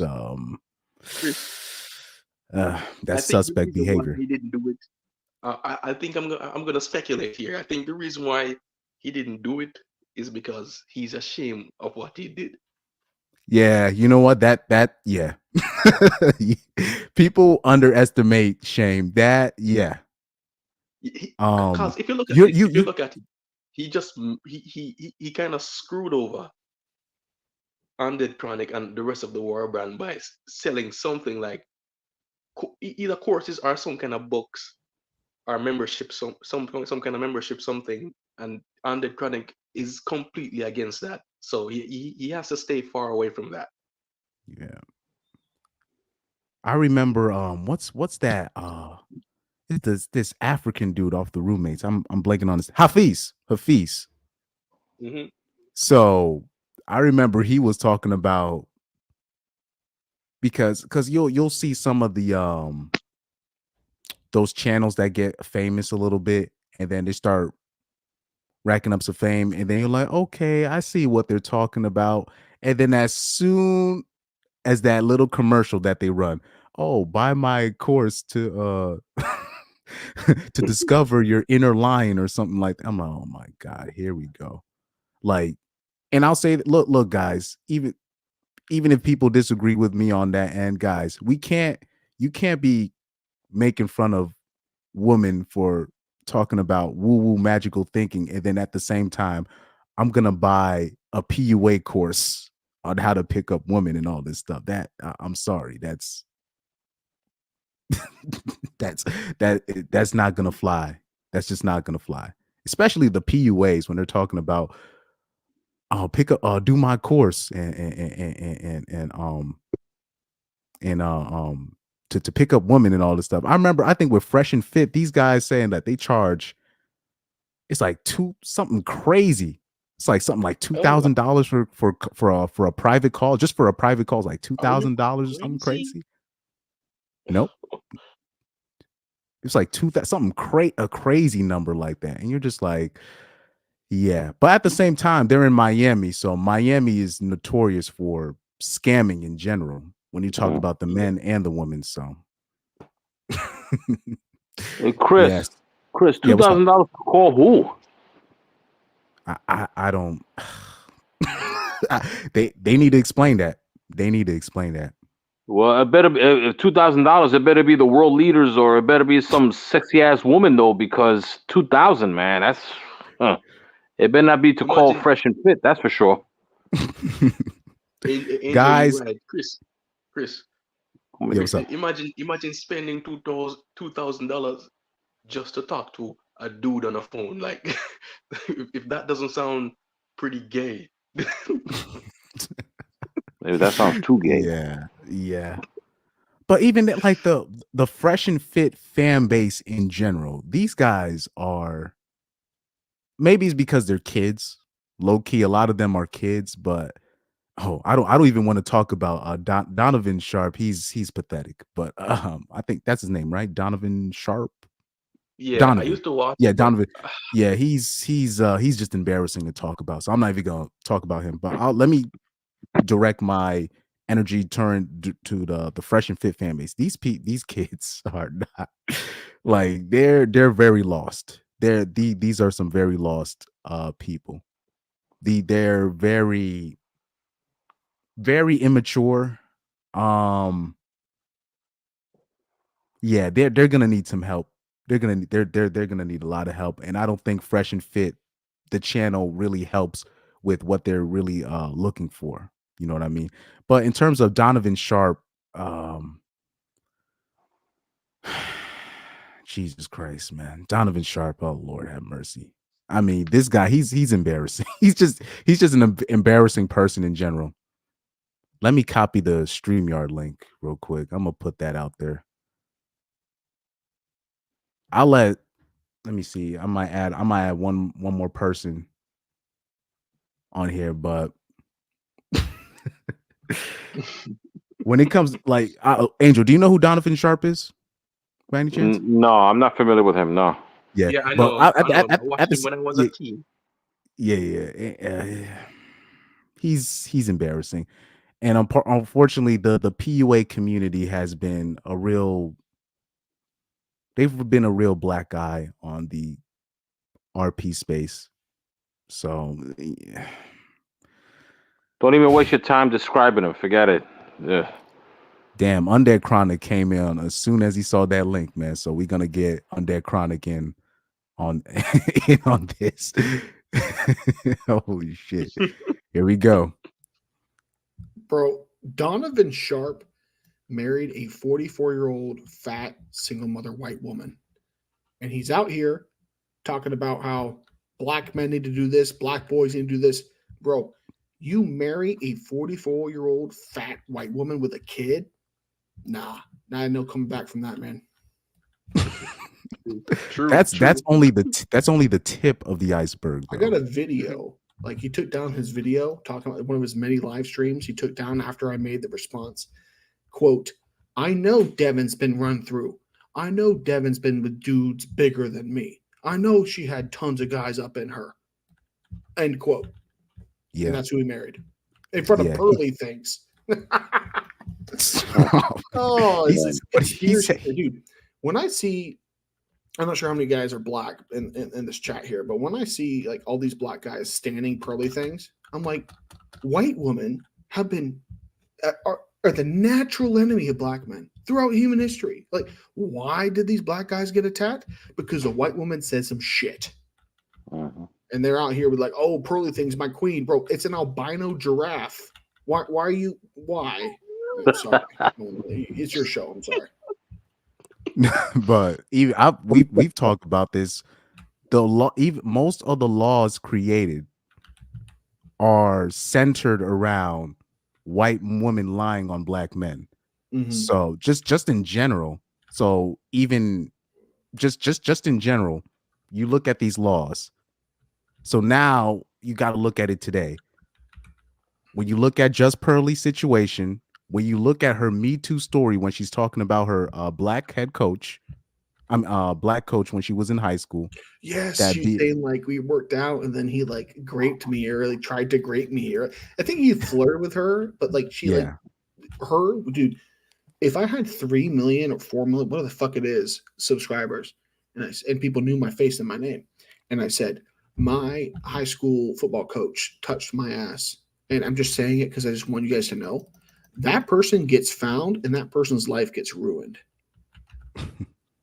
So what? People You're a don't- 19-year-old white thought in yoga pants bending over in front of your black coach, and he wants to know if you're down like every other white bitch he's probably seen bent over 20 times, and you get so offended. Now you're dropping a Me Too situation. It's like, bitch. Sorry. Excuse me. nah, that's fine right there. But I can go in and in. But before I show up this next video, I just want to show people proof. I just want to show people just to show I'm not making this stuff up. And I'm gonna let you guys see my YouTube real quick. I'm kind of exposing myself on what I watch. Let's see. Super thick booty clapper. Reading that video title. Let me search Just Pearlie things because I made shorts. I've made a whole video before. So right here. Just Pearlie things in the black manosphere. Yep. That's me talking about this 11 months ago. This is me. Oh, right here. Just Pearlie things is a fraud. Well, why do you gotta use the porn thumbnail though? Oh yeah, that was to draw people in. That was to draw people in. I'm just kidding. I've done this. No, I did that on purpose because I knew people were asking me that in the comments. It's like, why did you use that girl from the Net Video Girls porn series? I was like, nah, I did that on purpose. I needed to draw people in. When I started my channel, I like wrote scripts and like actually tried at YouTube. I would just take pictures of just random porn stars like wearing clothing. His name is people would recognize Underground Uncut. Oh my bad, I was just playing the video. It played accidentally. You can keep going. No, I was saying like I did the same thing. Like when I would first started out my YouTube channel, I'd write scripts and shit. Like, what thumbnail do I use? I'm like, I know. What's that? Some giant tit Japanese porn star. I just put her as a thumbnail, and people be coming in. They're just like, "What's this about? Why are you talking bad about women?" I'm like, "Listen here, Coomer. Okay, you clicked on the video. You should listen to me talk." They act like they don't know why they're there. Yep. You know what I mean? So right here, look at these dates. These were before the Nick Fuentes video, February 8th, 2023. I'm telling you. So I've been on that Just Pearlie. I've been smoking on that Just Pearlie pack for a minute. On that pack for a while. That Nick Fuentes thing was so just eye-opening because like also it wasn't just Pearlie things, like a white woman basically like stabbing her black male fan base in the back. After showing the pictures, it was black women taking pictures with the dude dropping the N-word, and they were just happy to be next to him because he was famous. Yep. It's like it just exposes women in general. Yeah.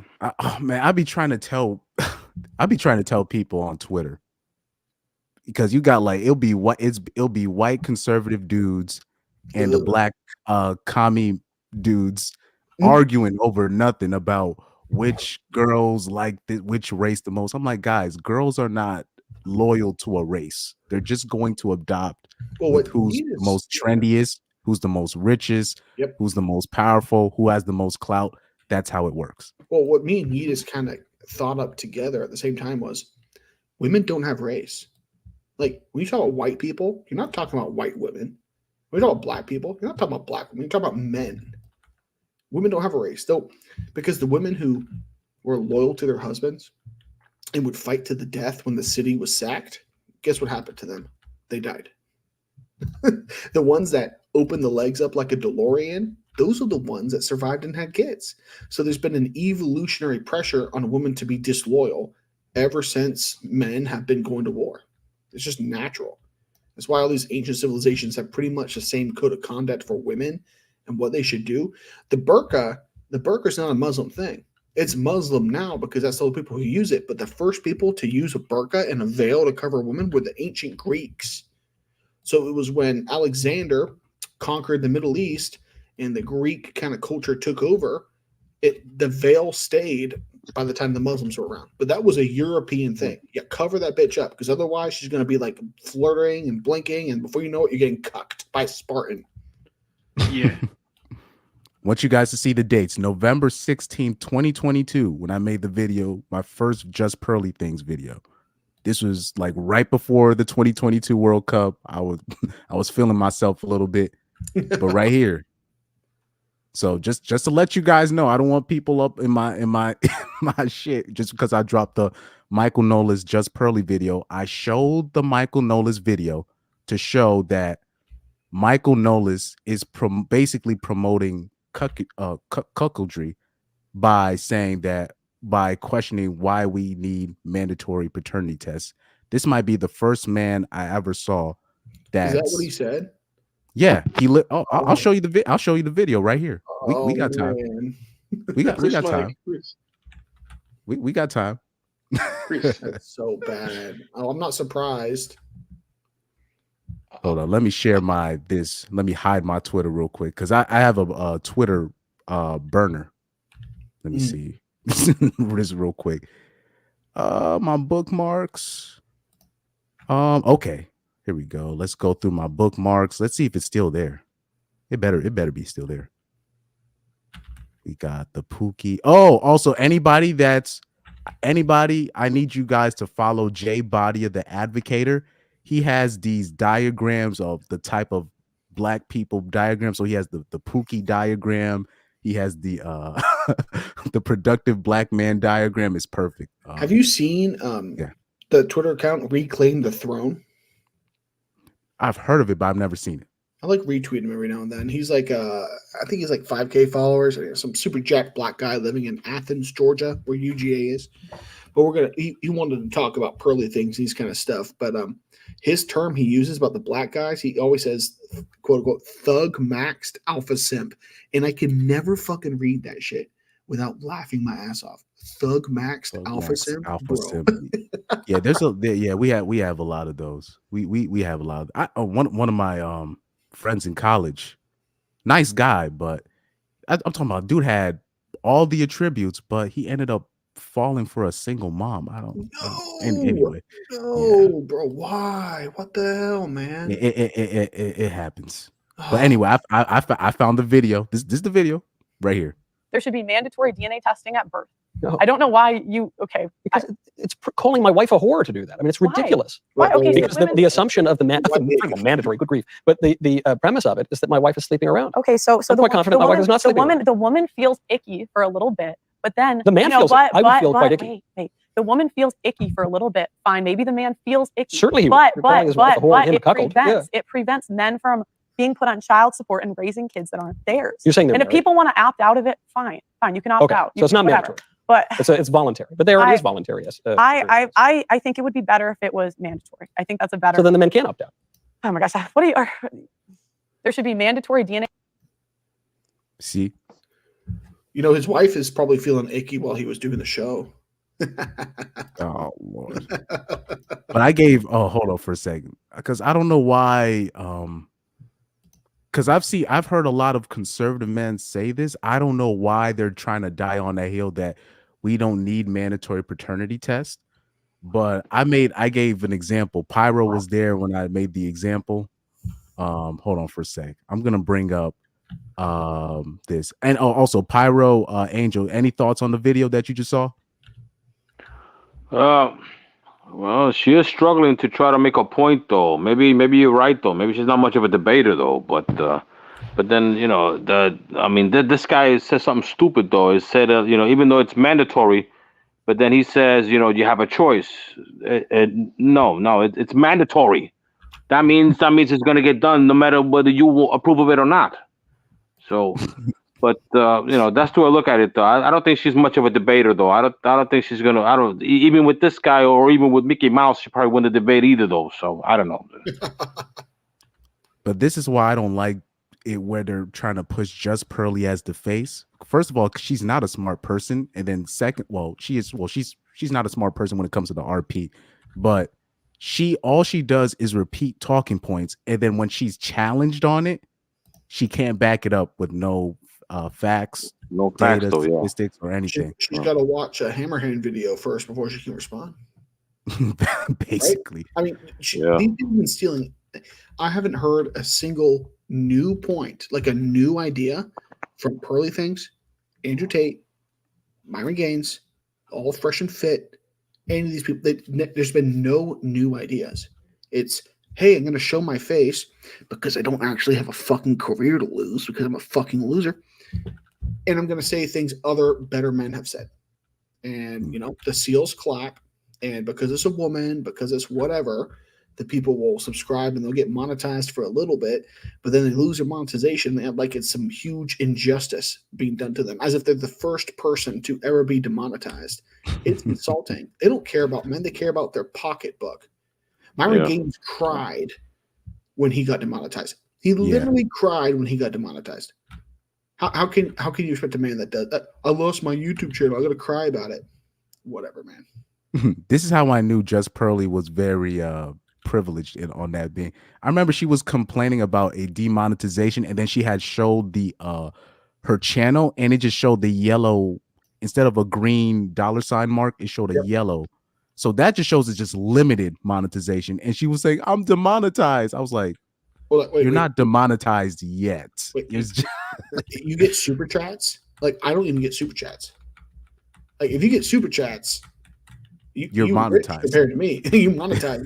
Yeah, you monetize. Hey, if you never lost your channel, like if you've never lost a YouTube channel, you're monetized to me.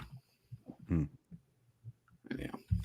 So right here, I'm gonna challenge Michael Knowles because I don't even like because I used to be a person that used to bring statistics, data and all this stuff. I made that mistake before. It's not a thing. This is what I always do. I like visual representation. Now, Michael Knowles, if your kid came out looking like this, if it came out, oh yeah, shout out to Undead Chronic. I think he left the live stream. But like I said, if his baby came out looking like this, he would not stand on what he said. Because for him to say that, I was like, okay, so if your baby come out looking like this, would you still feel the same way? I doubt it.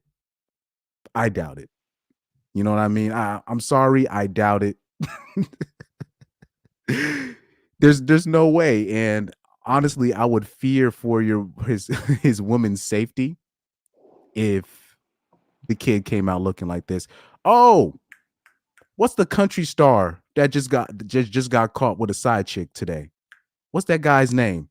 It's a black country star. Oh yeah, thank you for calling in, Chronic. Thank you, bro. It's a black country star that got caught today. It was on the Daily Mail. I saw it on the Daily Mail today. It's a black country star, and basically they found out his side chick was a woman that was married, and she got pregnant with twins. And her husband was very upset on that. What's that guy? It's a black country singer. That's that guy from Hootie and the Blowfish? I don't know. It's because I'm not good with these guys. As a country singer. Oh shit! What did I just do? I think I hit something. I don't know too many. It was anybody knows I think it was Zach Bryan. I don't know if the name. He said, "Sorry, storm's rolling in." Don't worry about it, bro. Always appreciate you. But I don't know if his name is Zach Bryan. It's a black country singer. He got caught, and they found out that his secret side chick was a white married girl. She was married already, and she birthed his twins. Wow, twins. Yo, fact. I was like, what? And she had they showed the picture of her and everything. You know what I mean? So, oh man, I'm trying to think. Country singer, side chick. I'm trying to search it on Google. Side chick pregnant with twins. Jimmy Allen, that's his name. Jimmy Allen. This story right here. That's crazy. Yes, this is a black country singer. So right here, I don't know if they're gonna show the picture. So they showed the picture. So she was a fan of his, but she was married. Now, obviously, apparently they smashed, right? And here's the product, right? Here's the product. Now, I already know once those kids came out looking like that, the husband was like, no way, I'm not paying for that. You know what I mean? So this is why this is why, because it's a lot. It'll be people. It was a dude trying to virtue signal. It was particularly a white Christian conservative man. He was trying to virtue signal on how, nah, it's not the child's fault. You have to raise it and blah, blah, blah. And it was a black dude that had to set him straight. And I was like, bro, if he literally said, if your kids came out looking like me, there's no way you'd keep that same energy. And I'm like, so this is what it's gonna have to take, because it'll be like you'll see a question on Twitter. Oh, would you rather? They'll be like, would you rather if your wife cheated but the kids kind of still look like you, or if she cheated and then the kids look? And I'm just like, no, I don't want to be cucked at all. What the hell is wrong with you guys? You know what I mean? So this guy R-Pilled Luffy on Twitter, he has a theory that he says he thinks that most guys don't mind being cucked as long as the kids kind of still has the same skin tone as him. And I think he's right. Unfortunately. Not me. Not me. No way. It's not mine. It's not mine. No way. Because every man should be pro mandatory paternity test, but you'll be surprised the men that I heard a black woman say this. She said this, and she wasn't lying. She told me that she wanted to be a woman that gives her husband paternity tests because she grew up, she found out her father wasn't his, and it almost destroyed her life. So she said she introduced the idea, look, every kid I have, I'm gonna give you a paternity test. And she said that the husband got mad at her. I was like, what do you mean? He said, I don't, but I've been hearing that where or it'll be like a daughter, right? And the daughter will have two dads in her life technically, and both of them will think that they're the father, and then she will bring up she'll bring up that, oh look, we maybe we should take a paternity test together as a father and daughter, and the fathers will get mad. Both of them would get mad. So I don't know what's wrong with these dudes, bro. I don't know what is wrong with these dudes, bro. I want to know if my kid is mine. The money that I'm putting in. Them. I know what's wrong with them. Beta. Mind you, both of these guys, two black men, right? So I'm sorry. Every man should be behind this, but apparently, no. I had no idea. I had no idea men didn't mind being cucks as long as the kid is the same shade. And I'll even bring it up with the black dudes. I know a lot of them would not be too happy if the kid came out looking like Steph Curry. Right? I don't know. I don't know if they keep that same energy. So R-Pilled Luffy, I don't know if people know who that guy is on Twitter. He talks about the dark side, the hooker pill, and obviously I don't agree with all of that. But when I saw that specific tweet, it challenged me. I was like, I don't know, but I think a lot of men don't mind being cucked as long as the kid is the same skin tone. That's just weird. To me, it's weird. I need to know for a fact. what I'm dealing with, me personally. But you know, Chris, Rich, the best thing you should do is man up and take care of those kids. That's how these dudes be in the comment section. That's how these dudes be in the comment section. Now you got to man up, and I'm like, man up for what? Are you guys kidding me? I can't do that. But apparently, there's dudes built like that. There's dudes built like that. I'm not taking care of a kid that I know that's not mine. So this is why I say this. Every kid that I have will be DNA tested, period. That's right. Now, so I don't care what country I'm in. I don't care if I got to fly out. And then on top of that, a woman put me onto this. Apparently, I think 5 or 6 weeks into the pregnancy, you can do a paternity test. So I think it's either 5 or 8 weeks into the pregnancy, you can actually take the paternity test right then and there, which I don't know how you can do that, but apparently you can do that. So a woman put me onto that game. I will put that game into my wallet. I'm never, you know what I mean? I'm not gonna forget that. You know, it's so Jared T said they are conditioned to think like that. It's not natural, but it's a lot of look. This is how you know this mindset runs in your family. All you got to do is say, "Hey guys, I want to do a ancestry.com. Can I get a swab of all of your guys' DNA?" You're gonna have somebody's gonna be like, "No," or just tell like your grandparents, "Oh, I'm doing a family tree project for my college or for my high school." You're gonna start seeing people shuffling in your families. That's how bad this problem is. This stuff is really deep. It's really deep. You know what I mean? So it's sad. It's really sad. Let's see this. It is in a mindset they are brainwashed. I believe that too. I believe, people are just brainwashed on that end. But anyway, let's bring up the friend zone again. But yeah, Jimmy Allen, that's this guy's name. He got a side chick that was pregnant with his twins. So, and she accepted. So that's crazy. Anyway, so right here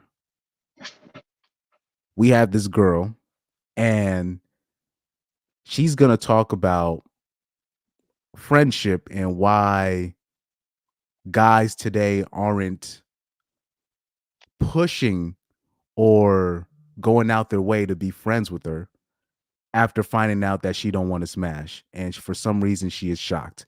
And if you guys don't notice, she does have the feminist septum ring in the middle. I know you guys can't see it, but she has the septum ring. So the septum ring of social justice, and she got the tattoos, and she got the highlights in her hair to make her look like an anime character. So she got all the red flags. So just putting that out there. No diss to her, but anyway. I need a name for the opposite of being friend zoned, because I am so exhausted of having this experience where I think I've made a genuine guy friend. We're laughing, we're having a good time, we're bonding over mutual interests. It just feels very wholesome and fun. And then they say something suggestive, and then I have to either A, not reciprocate, or B, set a boundary, and then they just stop talking to me. And this can happen in any like phase of a relationship. Either you've just met or you've known each other for a little bit. And it's so dehumanizing because it's very clear then that I was only seen as a romantic or sexual prospect, not as like a person. If you have a name suggestion for this awful experience, put them down below. Feel free to share your experiences, because I would love to have just a bonding moment with people who have also gone through this. I need a name. Young lady, stop. Just stop. Somebody said Asian bust down in the comments. Somebody said no happy ending. Get the fuck out of here. Oh man, dyed hair sign of feminist. It brings shame to cosplayer's name. Yeah, there's there's cosplayers I know, and they mad cool, but girls Chris, like her. Oh, okay. I'll let you go. I'm sorry, Chris. I'm sorry. I No, you're think good. after watching, these types of videos, I think I finally this is my guess. I'm thinking the reasons why that these chicks are coming out with videos like this is maybe because you know how they have these guys in the friend zone, and now all of a sudden they're starting to lose their these male friends though, so that way they don't have anybody to give them validity and all this other stuff, and they're leaving because, well, I'm not going to be getting any from you, or they're becoming passport bros. And my guess is that maybe that's the reason why they're doing this is kind of like an advertising in a way, so that way they could say, well, we could be friends and all this other stuff, so that way they can have a reason to have these guys, these simps or betas, back in their friend zone, so that way they can say, "Oh, well, look at me! Look, now I got male friends, and I can get validity and all this other stuff." I think that's what they're trying to do, in a more clandestine way. I mean, that's what I might be wrong, but that's what it looks like to me. And that's why they're coming out with all these ridiculous videos about being friends and all that. There's no real reality about being friends, male and female. We all know that, but my guess is that maybe that's what it is. Maybe that's what they're trying to do. I don't know. No, that's part of it. But at the end of the day, look at this right here. Because you said it already. You said it already. What is somebody they were talking about this on Undead's channel the other day. What is their drug? What's their number one drug? What's the number one drug of female? It's attention. Attention, right. So Validation. I'll take it. Exactly. So attention, validation. So that's their drug, right? So let's take it a step further. I've come up with a name for a term for these girls like this, and I call them energy vampires, right? So they need they need that attention as bad as a heterosexual male needs a release. You know what I mean? Sexually. Yeah. I think just as bad, in my opinion, if not worse. If not worse, they really need that attention.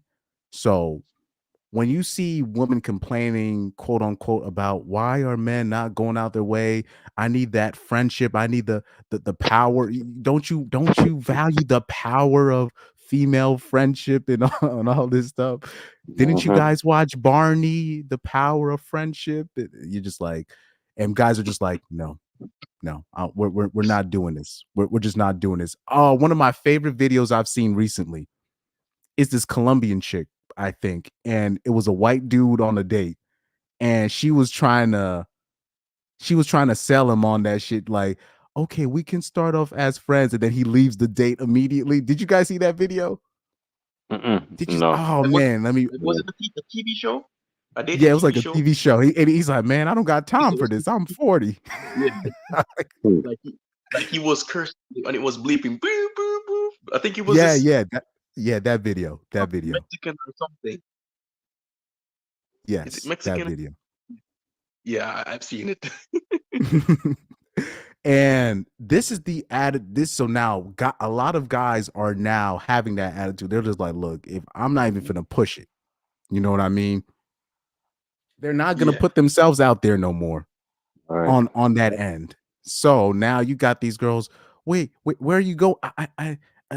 Don't you want my friendship? I mean, I need your energy. I mean, you're even though I don't like you, I need your. Don't leave. You're incels. You only want sex from me. You only see me as and now they're starting to you know what I mean?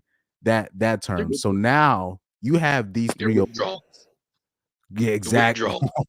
Perfect withdrawals. That attention. Good one. Yeah. You know what I mean?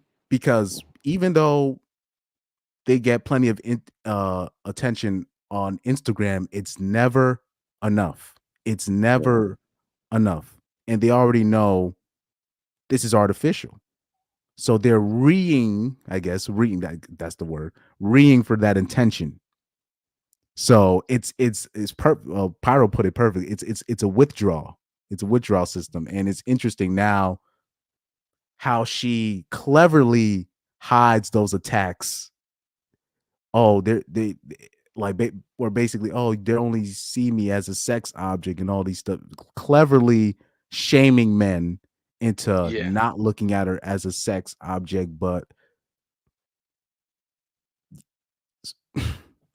sorry, I mean, you're just not. I said this earlier in the stream. You're not entitled, like the same way a man is not entitled to a woman's body, which I believe that vehemently. But at the same time, I believe vehemently you're not entitled to a man's protection, his attention, his provision, etc. et al. All right. So I believe that I'm talking about both sides. I really believe I'm talking about I believe men are not I don't even think men are entitled to a relationship, marriage, all I don't think men are entitled to none of that. But I'll say this, you better on the opposite end, men don't have to protect you if you're on the street and the boyfriend's knocking you upside the head. Men don't have to step in on that. Men don't men don't owe women these kind of things. Now, I'll say on my end, if I was running a country though, if I was running a country, if I had a nation, I would build my nation or like my community around the average man and what they want. So I would basically push it how it was in the 50s, where the average man really can feel like they can have a marriage, they can have a family, they can have a job, they can get a house, right? You know what I mean? Without they could just get a job at the factory, right? And they could still come home and still have a family that loves them. That's kind of how I would build my country or build my society around where the average man feels like they can make it. You know what I mean? I would not build it around the average broad, because right now our society is built around the average broad, and they've given them more, way more than they ever did to the average man in the 30s, 40s, and 50s. Way more. Way more. When you actually look, and I'm talking about the average white man in the 30s, 40s, and 50s. They've given the average broad today way more. Way more. Just way more given. We talk about jobs, grants, scholarships, Me Too. I'm talking about they make a law in Australia where men can't even stare at the woman. I mean, so they've been given everything and they're failing miserably. And right now, everything is going to shit. And you still have, I'm talking about they'll have these think pieces online, and meanwhile their companies are going to shit, and then they're asking the woman, okay, what do you think about your companies going to shit? And they're just still staring out the window, just like, oh, why are men not paying attention to me while everything else is going to shit? They're still talking about why men are not paying attention to me. Why does Chad don't want to text me back? And you're just like, bitch, we put you at the VP position. We got a country. What are we doing? You know what I They mean? have everything they want and still screwed up. Yeah. So I'm talking about when I think somebody really has to do, I don't have the studies behind this, but you're looking at what the average broad has been given. I'm talking about of all races, but particularly women of color. They've given women of today way more than they gave that they gave the average Caucasian man in the 30s, 40s, and 50s.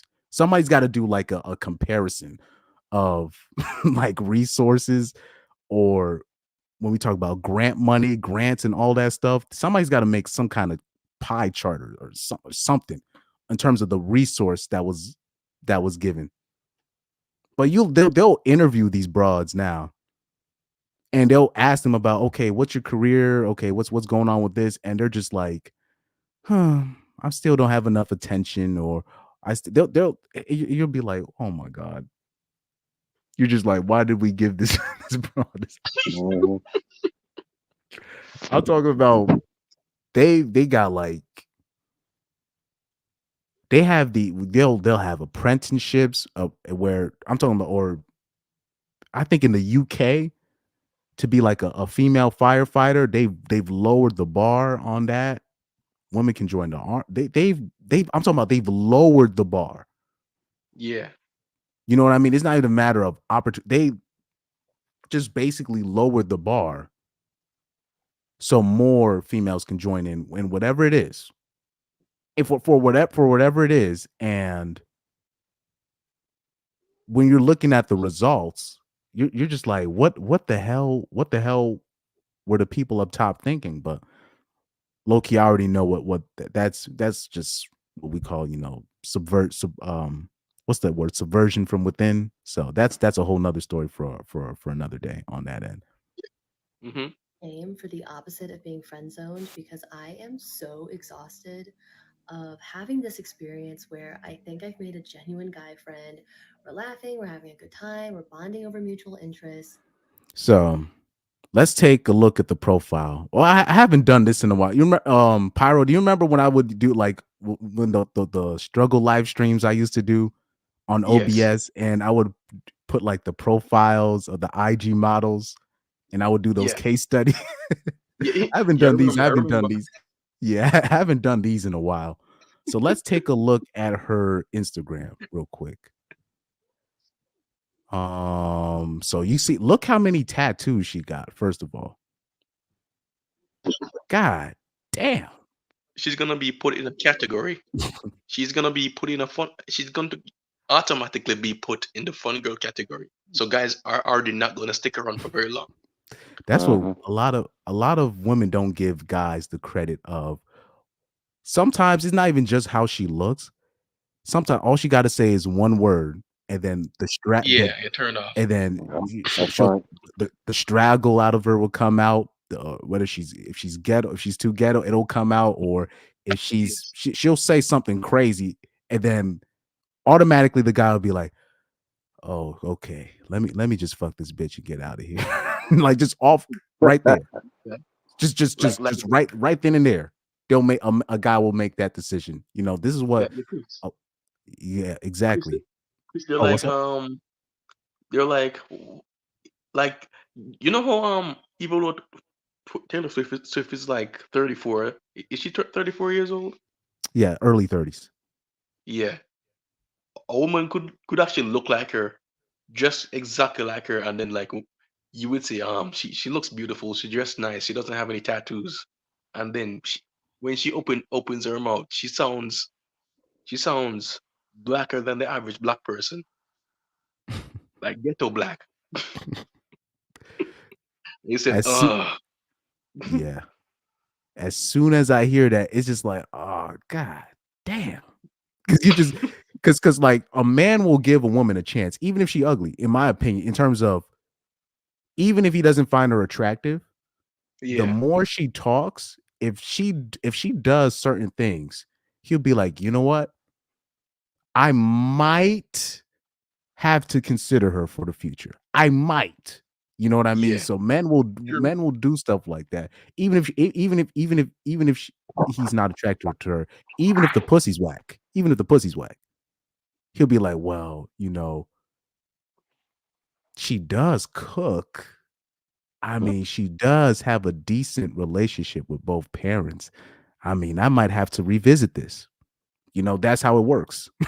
Sometimes, unfortunately. AJ, Somebody said, I mean, Chris, Chris, I mean, I've seen guys who are like in the top 5%, like being with these girls all the time, because I have a friend just like that. He smashes all type of chicks, nurses, doctors, policewomen, mechanics, human mechanics, what type of women like. Oh shoot. Let me tell you this about female mechanics. So I don't know if people been noticing that I've been seeing a lot more women lately at Valvoline doing oil changes and whatnot. I just want to let you guys know they be getting smashed out. they be getting smashed out by certain members of the crew at Valvoline or whatever mechanic place that she working at. She be getting smashed. All right, I'm just putting that out there because all I've right. been noticing because these people, you know, they'll be flirting right in front of you.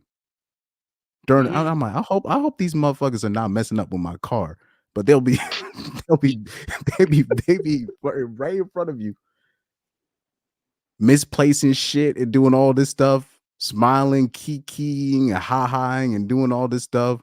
Dude at the computer messing up my zip code. Whoa, okay, guys. I hope you guys are focused right now. You know what I mean? But I've been noticing that somebody because you mentioned mechanics. I've been seeing that lately. I don't like it, not because of her skill set, but because the guys are clearly it'll be one woman, one female mechanic, and she's distracting the whole crew because it's especially if it's all young dudes. Yeah. It's I don't care what she looks like, bro. The recently went to Valvoline. I'm not gonna say what town. She's built a little bit, but she's kind of built like a football player, but it kind of exposes her butt a little bit. It pokes out. She's distracting the whole crew. She distracting the whole crew, bro. And all she's doing, she's not even saying no funny shit. But she's distracting the whole crew. Ninjas can't. And of course, you got ninjas in there, and she got that complexion. That remember that the light skin complexion I was talking about the other day. She has that same complexion. She's not that pretty, but she's distracting the whole crew, bro. The whole crew. I'm talking about you got 2 cars being done. Me, somebody else. Niggas is dropping their shit, their hammers, with their wrenches, all that shit. Supervisor got to come up this is not good. this is not the last 2 visits I made. This has happened, and where I'm like, oh, you put in my it's not I don't want to say my zip code on live, but they're distracted. These young men are distracted. So this is these are the what you call the negative side effects of these things. Somebody said female mechanics like the ones that Boy. Yo. Look, man. It's not, but guys, it's not just her skill set. It's just she's distracted. It could be it could be a one mid woman. If she is in a male dominated space, or say it's like one female gamer, right? Unfortunately, I had to deal with that when I would play Fortnite, whatever. I did a squads with 2 girls. It was 2 girls on one squad. They just happened to be the best Fortnite players at the time. So I ran a squad with them, and then I added one decent dude. I would mute him immediately. No, we won when it was just the 3 of us. I decided, okay, I said, let me add one of my guys there because they just at the time happened to be the best Fortnite players I knew via online, and I ended up dropping them off my squads. But at the time, I was just using them. Anytime I would run squads with one of them, right? And then I'd add 2 people, whatever, 2 dudes. It's always these dudes.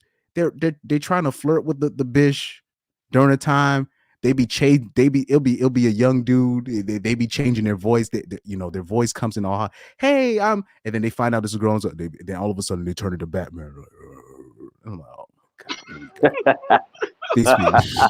So I use that analogy to say this. It's not necessarily their skills. There's plenty of women that are great I'm not going to say great mechanics, that are decent at being mechanics, or they're decent at video games. But unfortunately, they're distracting, right? So if they're in a male dominated space, they're going to be distracting to everybody else. So it's not just going to be women messing up on the mechanics equipment. I bet you there was probably some kind of male supervisor or some male oversight, and they overlooked a couple of things simply because they're distracted. They just want to give them a chance. They want to smash, all types of reasons. There's a lot of concessions made for a lot of these people, and this is the stuff that worries me. But yeah, I remember. Yeah, that was, man. I remember I used to play Fortnite a lot, but that was like what, 2018? When did Fortnite got popular? Like what, 2018, 2017, 2018, 2019? I don't know. Oh yeah, 2018. Some boy, hold on for a second. Some Boeing planes and shit. Oh, by the way, yeah, Boeing. That's like the one where I guess all the planes where they basically admitted that they've been fucking up on these parts. And I'm just like, now everybody's on 10. They're like, whoa. I am not flying on Boeing. Hell no. See, how about the female lifeguards who be wearing makeup? I never trust a lifeguard wearing makeup around pools or any water. I mean, what can I say? Because I see that a lot too. You know, okay, because you got to understand, I'm at the end of the day, I be around a lot of black people. So I'm very used to seeing like all these black women around the pool. Nobody want to come in. You know what I'm saying? So you know, it is what it is on that end. It's not a surprising thing if I'm seeing like it'll be like it's not even a joke. It'll be, you go to a ninja dominated pool party, and it's all these ninjas around the pool. Nobody want to go in. So it's, you know, I'm just used to seeing stuff like that. But in the suburbs I live, you know, you go to the public pool spot, you'll see them trying to show out with their makeup and all this stuff. So, you know, it is what it is. I don't mind the female lifeguards. Or how about this? Like when I play soccer, right? I don't mind female refs. What's up, AJ? But man, I don't even mind the female. I don't mind female refs. I don't think long term having female coaches in soccer teams is a good idea. Like when they're young boys, I don't mind it. But when we're talking about high school, college, I don't think it's a good idea. Even though I saw the story of the D3 soccer team, the Chicago team. They were a D3 soccer team. They won the D3 national championship with a woman female head coach. I don't really mind that as well. But in terms of the pros, I don't think that's a good idea. It's always going to be a story about, oh man, somebody fucking the coach. So it's too much of a distraction. Yeah. Too much of a distraction. Somebody said it's the weave. Yeah, he's talking about, because when you at these black parties and these black pool parties, everybody's around the pool, nobody want to get in. You know what I mean? That's a real thing, man. That's a real thing. Somebody said, if you hitting it, don't touch the weave. By the way, it's not only black women with weave and extensions. It's a bunch of. Let me not put it out there, but I feel like I'm being disrespectful. I'm going to say white. I say the story. Nah, it wasn't white. Even though white people, there's a lot of white women with extensions. It was a particular race of people I was dealing with. I accidentally pulled her weave out, and she was mad. And it was somebody I did not. Okay, it was an Asian. It was an Asian girl. Okay, she had some weird extension in, and I took it too far. And I said, Yaga, by accident. I thought it was a real hair. And it is what it is. Now, oh yeah, I know Latinas, there's certain Latinas I know they put things in their hair. So fake, there's a lot of people, I'm talking about of all races, that be rocking their bundle of joy up top. So you know what I mean? It's plenty of those. Plenty of those. But anyway, let's go back to this girl's page. I used to love doing these kind of videos like this when I would analyze the Instagram models, the Instagram chicks, and just to show you the red flags you need to avoid. So clearly, when you're looking at her page, this is a person that believes in zodiac signs, spiritual realignment, attachment, all this nonsense, right? I believe people with That's tattoos are completely damaged. Like multiple tattoos, I think they're damaged. yes, Like but mentally. yeah, men a little bit on that end, but mostly when we're talking about women, it's basically another. Back in the day, in the early 2000s, we would deal with women cutting themselves, so you would see the Yeah. marks on their arms. So now, the 2020s or the 2010s version of women doing this is women having several tattoos, multiple tattoos. That's their version of them cutting themselves. So the more tattoos a woman has, just assume that her body count is astronomically high, like astronomically high. Yeah. Because I know a girl that's built lopsided and she got a 3-digit body count. I'm talking about she's built all wrong, and she still got a 3-digit body count. So it's not impossible. It's not impossible for the average broad to get their body count up there. Oh, so she has a couple. Oh, cool girl. She said cool girl syndrome.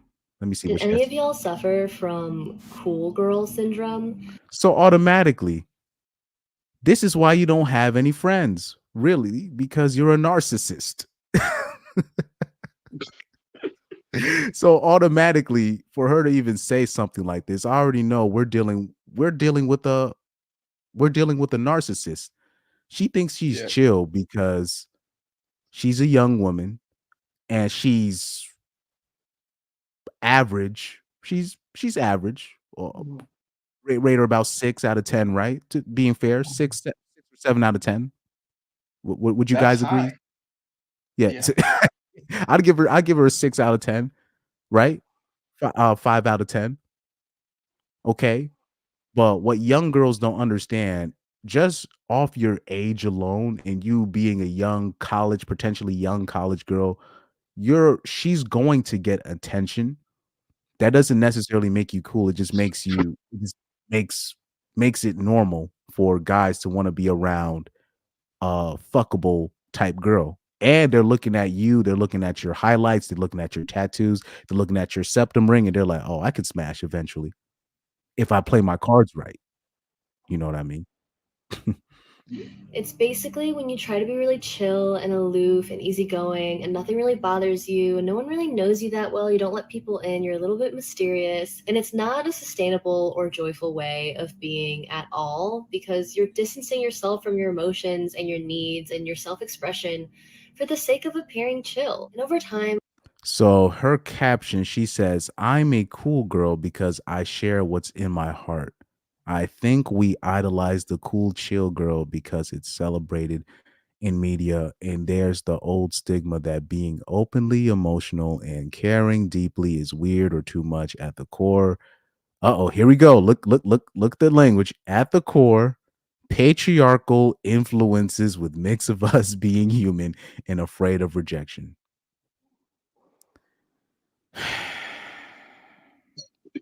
She kind of sound like she's talking to a man.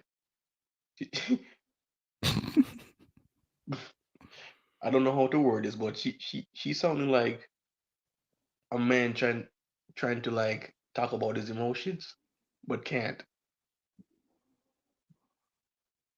She's If that makes any sense. she's a basic bitch. Basic. Super regular. I remember Lloyd Banks had this rap on his 2013 mixtape. He said something, I'm paraphrasing. He basically said, "It's such a shame that you're so regular," basically. And he said it in such a cool way, but a lot of the times I hear women like this talk and I'll be like, yeah, it's such a shame that you're so regular. It's just such a shame. Easily playable. You know what I mean? You can tell when she was younger, she found a tattoo artist, and that tattoo artist was finessing her through her punani. You know what I mean? Yeah. Like, this is the type of girl talking about, oh, I was dating my drug dealer. We were dating. Nah, he was smashing. and in exchange, he gave you some free cheap tattoos that he let his quote unquote cousin do on you, and that was because I know situations like this. It'll be like a girl, she'll say, "Oh yeah, I dated this football player, whatever," and then I'll happen to know the guy, and I'll be like, "Oh, did y'all ever go out?" And he was like, "I don't even remember who this broad is," and he's not lying. It's just that she was one of many, but in her mind, that was everything. Like I've experienced this where you'll ask these dudes, they will not remember who that girl is. And even if he's lying, that makes it even worse for you. That it's just like, no, that's like he's denying you like he would deny an escort. Like he would deny paying for an escort. You know what I mean? So that's even worse on your end. But yeah, she's one of those you could tell. Oh, here we go. This is a very Tatiana-ish poster. So yeah, so we already know what kind of time she on.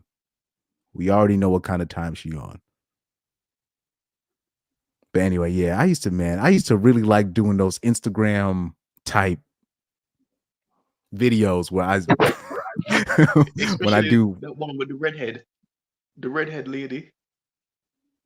the redhead. I think she was brown, a brown skin. She's brown, and her hair was red, and she couldn't stop talking about her ex. Oh, I know who you're talking about. Persia Bella. I know exactly who Yes. you're talking about. The curly haired girl. I was like, Yes. let's bring her up. Look, literally her whole Instagram page. Sorry, Rent guys, hold on. free. Rent free. I did a whole Instagram live and an episode on her because her whole Instagram. Now I'll say this: recently, I have checked her Instagram. I think like last month, and I haven't seen a whole lot of her talking about her ex, which is also her baby father. But basically, most of her Instagram at one point is just her talking about how much of a narcissist her ex is, and like the captions on her videos, she would label it the narcissist. And I'll be like, what is this nigga a super villain or something? What's going on? But that's the father to her half-breed kid. You know, you know what I mean? So she dated a ninja, she got played, and she just can't get over it. So recently, the last time I checked her Instagram, she hasn't been talking about her ex a whole lot. So I'm like, maybe she is finally moving on with her life. But let me see if I can scroll down because now she's making videos about her hair, which I guess it's better than her talking about her narcissistic ex. Maybe Yeah. he's again. Well, maybe he's smashing again, and maybe she found somebody else to smash her that she likes, and she's finally moving on with her life. I don't know. You know what I mean? And by the way, guys, if any of you guys have a baby mother in your life, you better hope she finds somebody better than you, or she's going to Yes. terrorize you for the rest of your life. Until you're dead. Yeah, literally until you're dead. No, that's no exaggeration. So here, this is her this is her kid. This is her, her son is her king. You know what I mean? Yeah. But yeah, it looks like she hasn't been doing that lately, though. To be fair to her. So maybe she's finally moved on. Yeah, some people Let's should see. just take the L and just move out. Just move away. So Just take the L and just move on. So right here, this video I'm about to show, this would be like, I'm talking about, it would be like videos in a row of her having videos like this. We did it! Wait, Bing Bong? Bing Bong! You made it! Go save Riley! Take her to the moon for me, okay? We did it!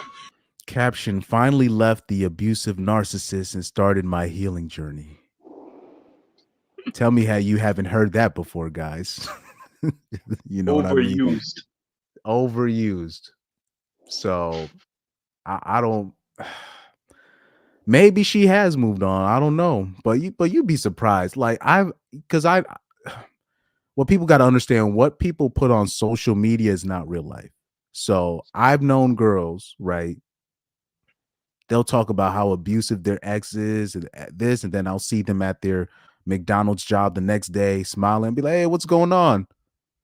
Then I find out that they're fucking again. So like it's not outside the realm of possibility. Maybe she's finally moved on, but like this particular girl, she would literally make so many videos talking about her ex, the narcissist, this and that. You know what I mean? Let me see. I don't know what month I actually made that video, but it was a while. But it was Pyro. That was last year, bro. Now that I realize it, that was last year I made those videos.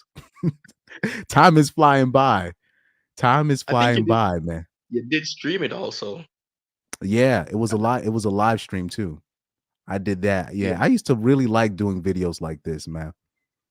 Until OBS ruined it. OBS, man. I'm not saying StreamYard is perfect, but it is better than OBS if you're trying to run a live show. You know what I mean? I was trying to save money because I wasn't trying to put like my whole money into this, but you gotta. It's the same thing with my music stuff. You got to put the money into it if you want to actually get the results that you're looking for. What else was I gonna say? Oh yeah, but yeah, I remember doing streams like this. I like to use this girl here. I like to use her. This is the prototype of the type of girl that dark skinned ninjas like to go for when they get money. You know what I mean? So, so I always keep her on the search. Because this is because people like to say that ninjas like pogs, but one of the biggest elements behind that is that pogs usually have a house to stay in. So broke ninjas usually tend to flock to pogs, but once they get money, they get a girl of that particular complexion and stuff like that. Anyway, let me see if I missed anything on Twitter. Oh yeah. What's that? The video, the Joy Taylor video. It's a video I was gonna show when she was talking about women having friends and whatnot. This one right here. Because what people don't understand, they're always saying the same thing. So here you have Joy Taylor. Anybody that knows who Joy Taylor is, she is a female sports analyst who's gotten by because her brother is a NFL Hall of Fame kicker or NFL Hall of Fame punter, if I'm not mistaken. But anybody that know who Joy Taylor is, she's like a full-blown feminazi. Like she's full-blown that, like she be arguing with dudes on Twitter, calling them incels and all this stuff. Like she's really she's bought into the sauce, right? Mm-hmm. She's fully I'm not sharing the my bad. So she's fully bought into the sauce. Oh wait, hold on for a second. So he said, what made him an abusive narcissist? So when I did the live stream about Persia Bella, because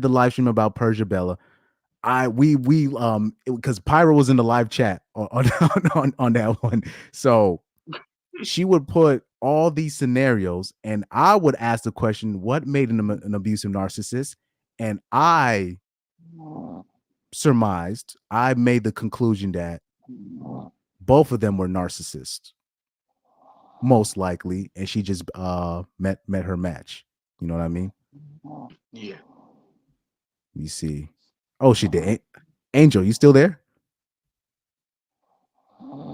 I think Angel fell asleep. Holy shit. Hold on for a sec. I think Angel's sleeping real quick. That happened to me already. Twice on AJ's stream. No, dude, my last, I think 2 live streams ago, people didn't notice, but I was slurring my shit it was like 2 or 3 live streams ago. I had to end it early because I was falling asleep on air.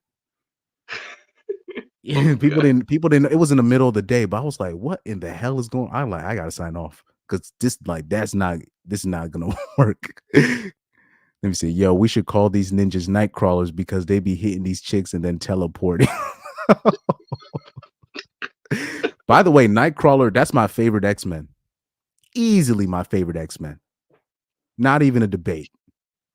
My favorite villain, I would say an X-Men. Who's my favorite villain? I think it's Nightcrawler's dad, Azazel. That's my favorite villain as well. That man, Nightcrawler. I like who else? Who else do I like on X-Men? I like they gotta do like a specific because what X-Men haven't done, they need to do a show specifically focusing on the Morlocks. They kind of already did it with this show on Hulu. I forgot what it's called. With Lorna and these people. They kind of did focus on the Morlocks, but they need to do a show focused on the Morlocks. Just completely focused on the Morlocks. But yeah, No, they're too busy focusing on the LGBT stuff. They're not gonna do that. Too much on the rainbow. Too much focus on the rainbow. Too much rainbow focus. You know what I mean? It boggles my mind, but like I said, they're trying to push an agenda. They're trying to push the message. They don't care how much money they lose. They don't. You know what I mean? Man, oh, sorry, you go. Yeah. I hope when they finally lose it and somebody like who's very rich and very anti rainbow gets the company, I don't want to hear nobody crying. It's gonna happen eventually. It's going to happen eventually.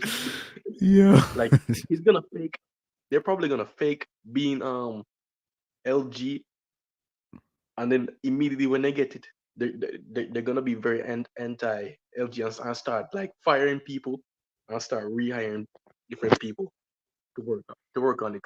Because like if you look at Disney and look at these is it Warner Bros? If Yeah, those companies fall, those are money. Like if somebody immediately catch that, they can just rewrite everything back over, and they would be making money from there. But that's just me. Now that's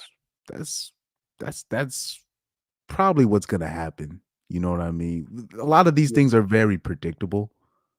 You know what I mean? If you follow the trends and all that, but people don't want to address the obvious on that end. But let me play these videos real quick and then we'll sign off.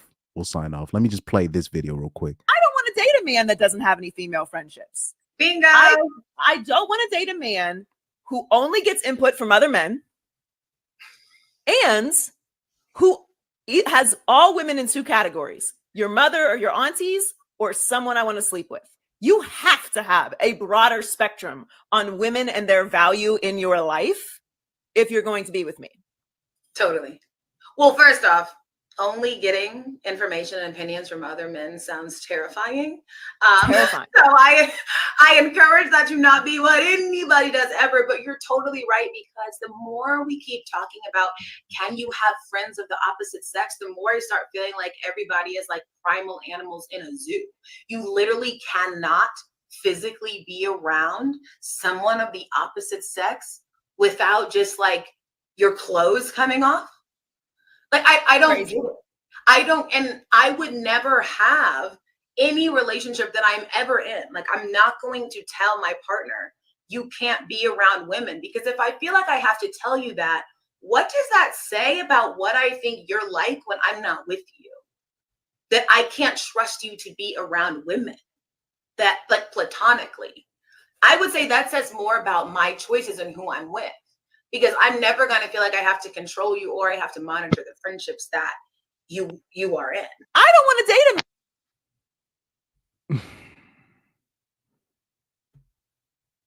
Your reactions, Pyro. Your reactions.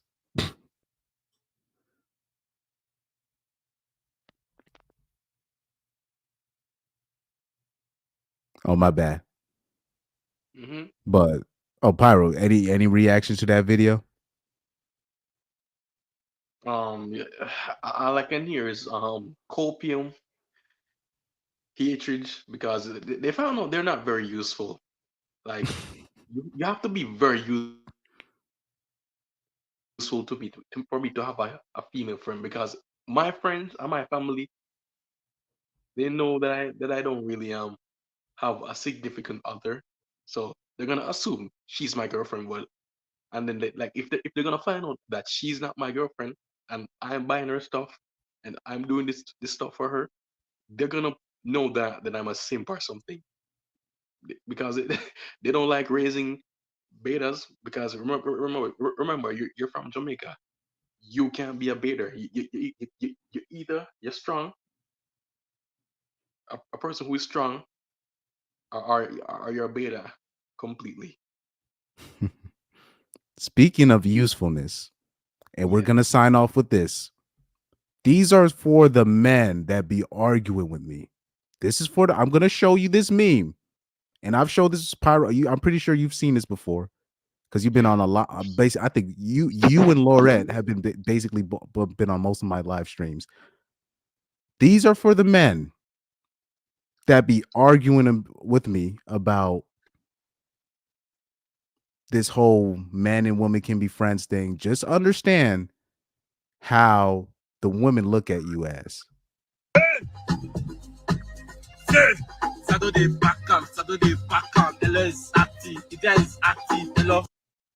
I want you guys to read the caption. She said, me hyping my male friends to go out because when I'm with them, I don't spend a single penny. I want you guys to take a look at this because it'll be dudes arguing me to the death. And I'm like, you do know, like, if you're of no use, like, women are very ruthless. When you serve no purpose, most of them are not going to try to make an excuse to be around you. Yeah. If you serve no purpose. So if you already are not attractive in your mind, you're not popular, but every time she with you, she don't gotta pay, whatever. She'll keep you around. She'll stick around you for a little bit, but as soon as you stop paying or you stop being her emotional tampon, she will cease to she'll cease communications with you. Yeah. Okay, I'm speaking on this on experience, not necessarily on the financial side. I mean on the emotional side, where I'll be in high school, right? One of these girls want to talk about their quote unquote toxic ex, and I would be like, I don't really want to hear about it. I would literally be like, do you have anything else to talk about? Like, do you have anything else to talk about? No, they have nothing else to talk about. And especially in a situation. Say that again. Yeah. They love talking about their ex, or they are, or should I say they also talk about them and their friends falling out. They never seem to have anything else to talk about. Nothing else. You'll be like, and this is the worst part. This is the worst part. You'll talk with them and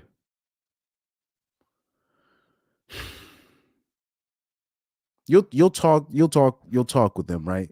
And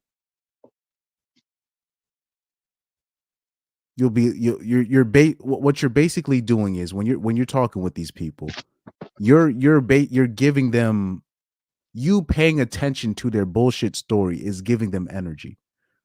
So you're sitting there and then you're trying to gas her up. Oh no, you're right. You got to get rid of him. You're good. And what you're really doing is you're giving her positive reinforcement so she can face her supposed toxic and abusive ex with this new profound energy, and he's gonna respect my new confidence. And then she ends up getting fucked again by the dude, and he ends up ghosting her again. and then she's back to square one running back to you. So when I was in high school, when stuff like that would happen, I would kill that immediately. So as soon as they start, like, I don't care if we were bullshitting about talking about homework. I don't even care. I'm like, fine, we'll talk about that, or we can talk. I don't care what we talk about, but but I was always uncomfortable when people would talk about the relationships when the person is not there. That's how I always been. So as soon as they started talking about their ex, I'd be like, can we talk about something else? And I'm telling you guys, except out of one woman, none. Now that I think, none. Every single woman, when I say, can we talk about something else, they would not talk for the rest of the class, like for whatever the rest of the period and how much time in the class there was, they would have nothing else to talk about. Absolutely nothing else to talk about. But they want to talk about their quote unquote toxic ex. Or I remember when I was working in the workforce at a theater, girl talking about, oh, my ex did this. And then I happened to run into the ex. And I was like, oh, yeah, you're with so-and-so, blah. Oh, she I was messy like that. I'm like, oh, she was saying that you did. Is that true? And he's like, nah. Then by the time he tells his side of the story, then I realize I'm dealing with two clowns. Both of these people are clowns. This is probably 80% of the time. Both of them are clowns. I'll be like, well, I don't agree, but she didn't tell me she did this. So because she left, she'll leave out a specific part that changes the dynamic of the whole story. I'm talking about women will leave out certain parts in their story where I'm talking about it changes everything. It changes everything. It changes everything. Those girls that got caught in the Bahamas cheating on their husbands, and they said they got raped. Did you hear about that story? So this is how it works. So off the story alone, I was looking at it, and they were saying, "Oh, this happened," and then this, and then for some reason I didn't catch it.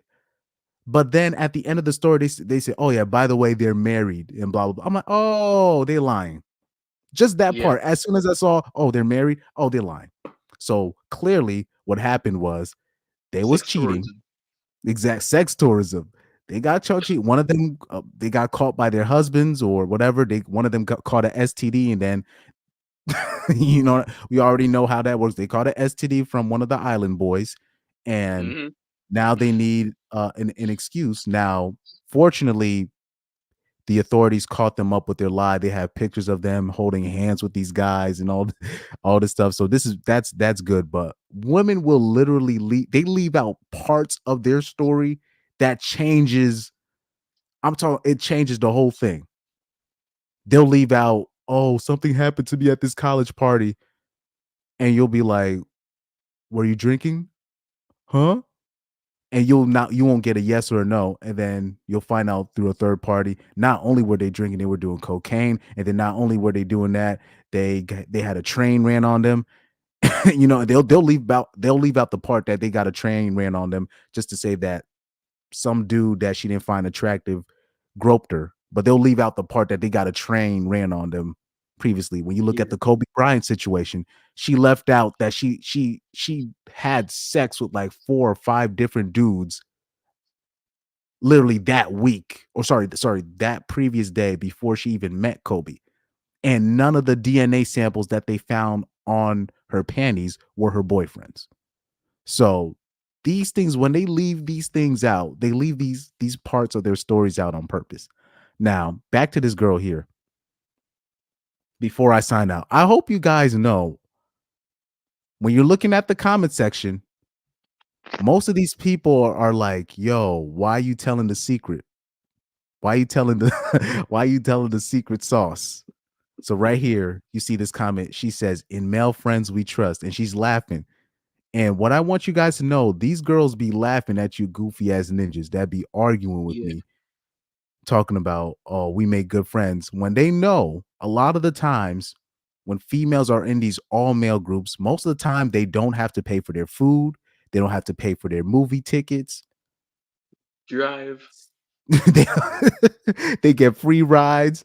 They don't have And they're even if she's ugly, but because she's the only girl in that group, she's gonna get all the attention. When we're talking about the female mechanic earlier, she literally, the female mechanic, they basically prance around like they're a princess because they are the princess of the group. They're the only girl there.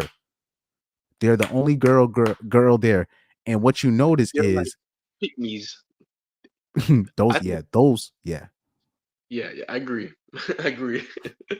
those, if you want to say pygmies, those are, even though I have an opinion on that, I believe women are pygmies of some sort. Even the most staunchest of feminists, I believe all women are pygmies, even the lesbians, even lesbians. But when you notice those girls at those all male jobs, as soon as one more female enters the fold, they never seem to get along, which is weird. You would think, okay, another female joins the all male group, you would think they wouldn't both naturally get along. No, But it's guess usually what? one female in, one female out, because Guess now what? they're not the life of the party anymore. Oh, what's up? You see the reason why that is? Competition. Competition. you know literally it always works She's that stealing way. all the food. That's why. That's a perfect analogy. Because you know what's interesting, like I hate to bring it to racial things. I'll be at like these all white spots sometimes, or I remember being at you'll be at these all white spots, and then it'll be one black person come through, and you'll be like, finally somebody else.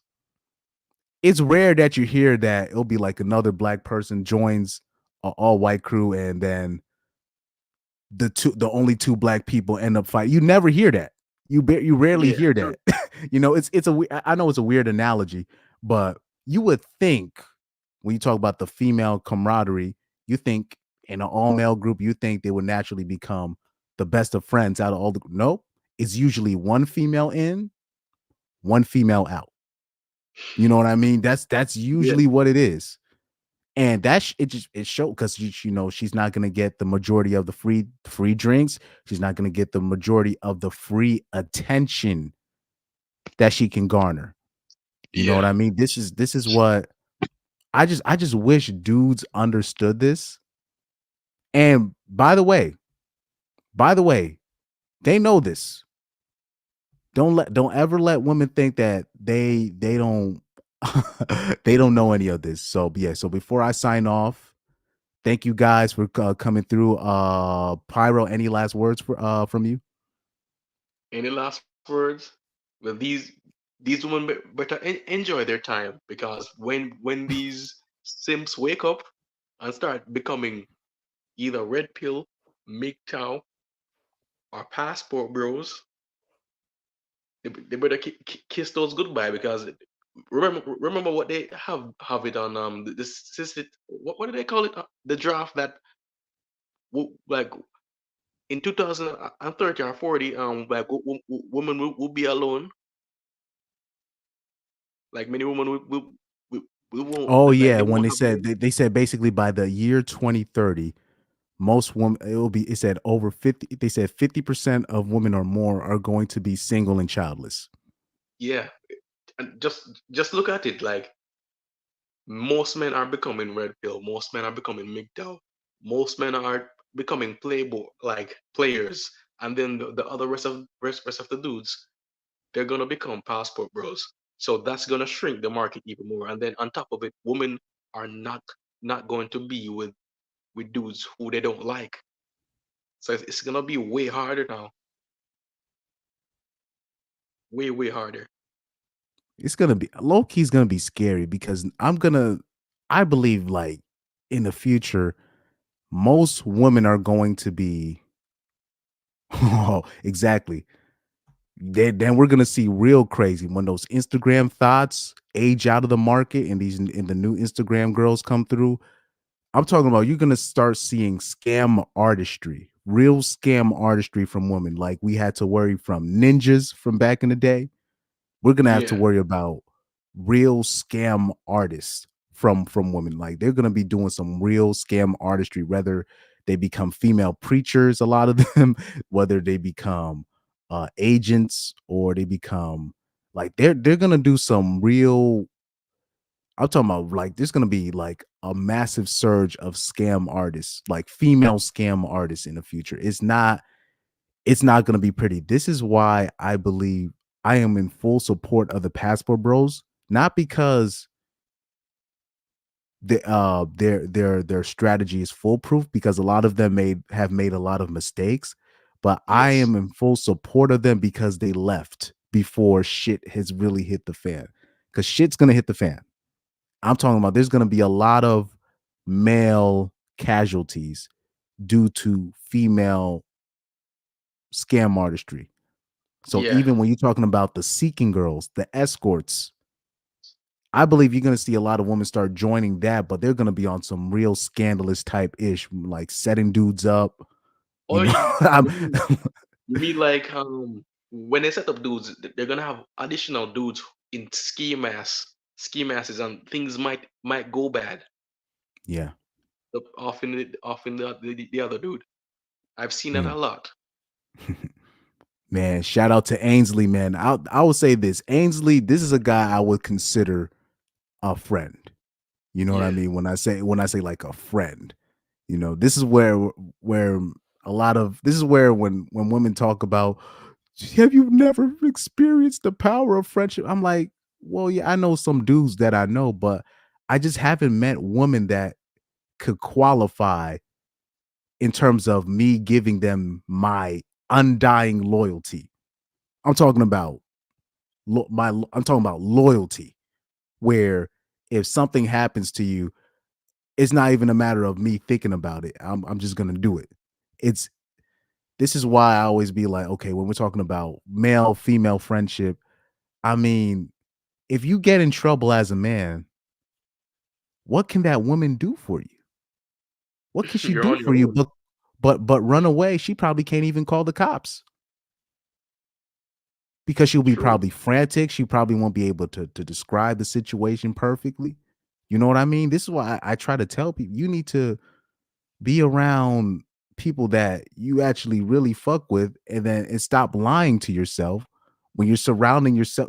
If you're a man, you're surrounding yourself with women and trying to lie to yourself that, oh, I just only see them as you're literally surrounding yourself with food, and you're like a fat person, and you're Yeah. surrounding yourself with basically meat. I remember Corey Holcomb had this joke where he said that he was in Times Square in New York City, and he's like, man, all these bitches out here looking like food. I was just like, what the fuck? But I get what he's saying. I get what he's saying, but you know, I just don't want dudes, because we already know like women are always gonna act like, no, we could be friends. Don't leave me. You know, we already know that's the response that's gonna happen. But men need to stop arguing with niggas like me on this shit, because you can't, as a man, you can't be lying to yourself. That's one of the main things you can't be doing that. Women already do that to themselves all day. As a man, you cannot afford to be lying to yourself. And this thing where, oh, men and women, we could be with each other platonically. No. And then on top Even of that, Steve Harvey. Even Steve Harvey even said Steve it. Harvey said that. Even Steve Harvey said that. I mean, you got the king simp telling you, no, guys, let's not. And the reason why he said, because he has paper. He knows why the bitches are around him for. He got paper. He understands that. He said, I got paper. So of course, bitches gonna want to be his quote unquote friend. So that's a bit of a RP on his end. You know what I mean? That he's probably had to experience. So these things, you know what I mean? And then on top of that, guys, let's keep it a buck. I have not seen one straight dude talk about, oh, this is my female friend. She's 350 pounds, but this is my friend. We hang out. I never see none of these dudes have a female friend that's over 300 pounds, 200 pounds. It's always a bitch. And I'm looking at her, and I'm looking at you, and I'm looking at him. I'm looking at the dude looking at her, and I'm like, you like this bitch, bro. You like this bitch. Don't Yeah. torture yourself, because it's not only just you're messing it up for yourself, you're low key messing it up for other men.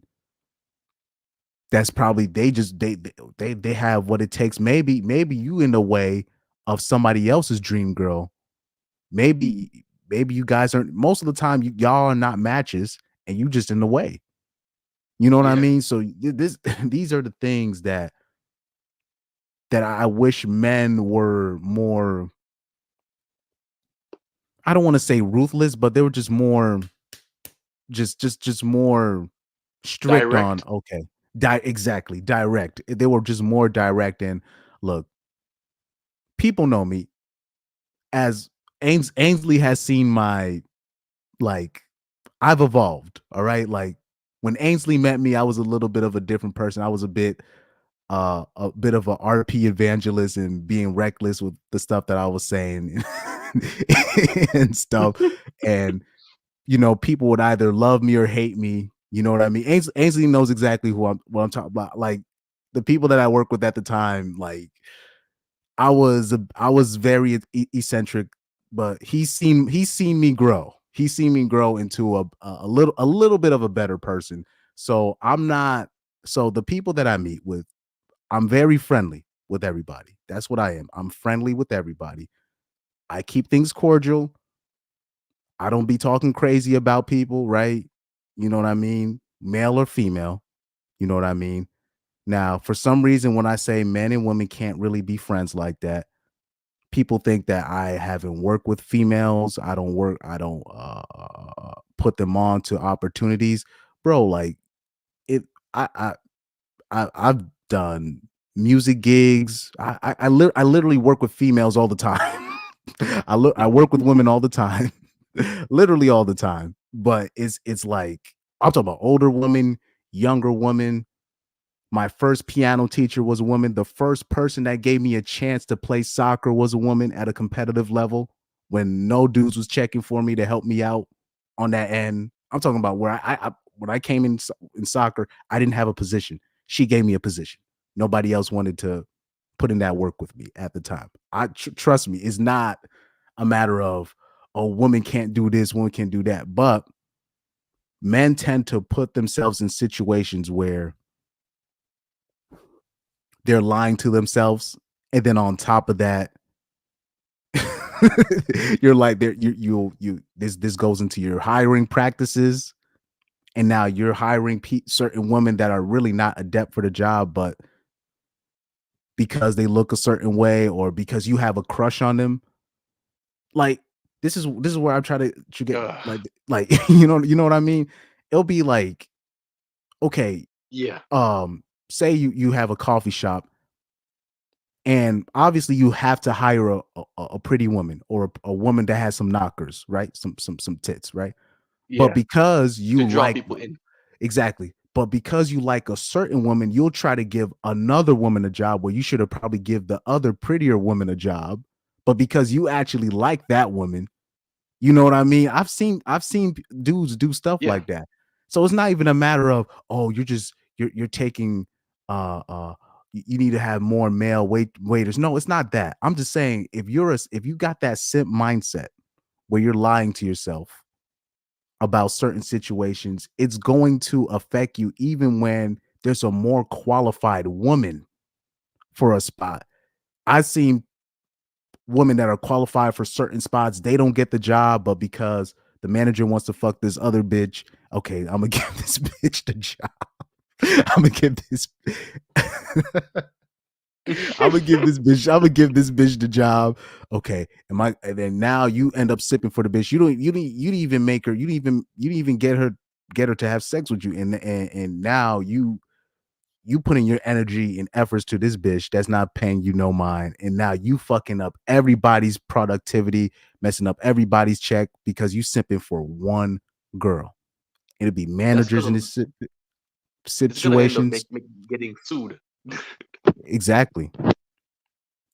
By the way, I knew people, not just at my theater job, but other jobs, where the guy it'll be a manager, and the woman coming in, she's 17 years old. She's not 18 yet. She's 17 years old. They end up sleeping with the manager off some other shit, whatever. And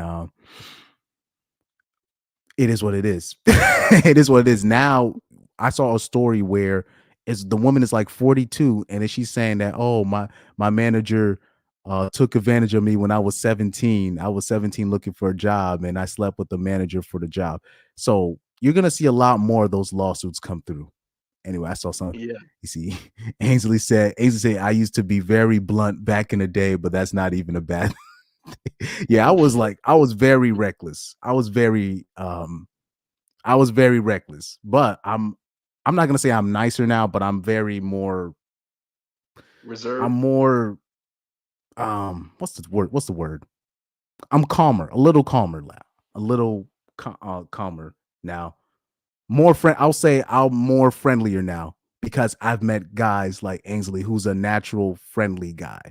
So that made me, in terms of, made me actually be like, okay, let me relax before I get myself in trouble.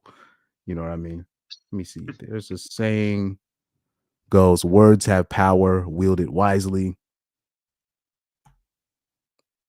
Because what people don't understand, even for a man, being around women constantly like this, it affects your testosterone.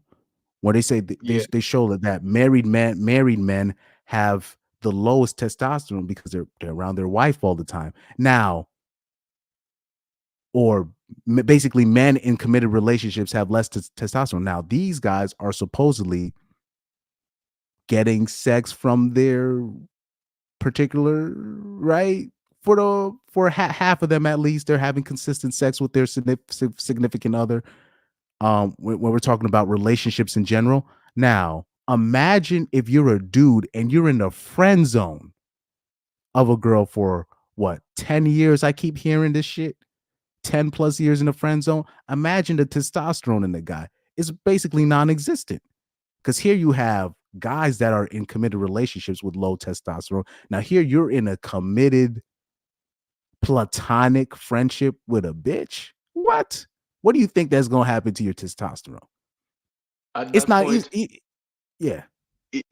At that point, it won't even get up. Look, hold on. Watch this here. This ninja right here. This ninja right here. Oh, where's that? Oh man, where's that dude at? Where's that dude at? I can't find that dude that I used to do the video on. That dude here, man. I don't. Oh man, I don't want to. But there's this dude, and you could tell when just by looking at him, his testosterone is just gone because she's talking about, oh, yo, we've been in a friendship for 8+ years. So now imagine you're talking about 8+ years in a friend zone. 8+ years in a marriage, and your testosterone is low because you're in a committed relationship.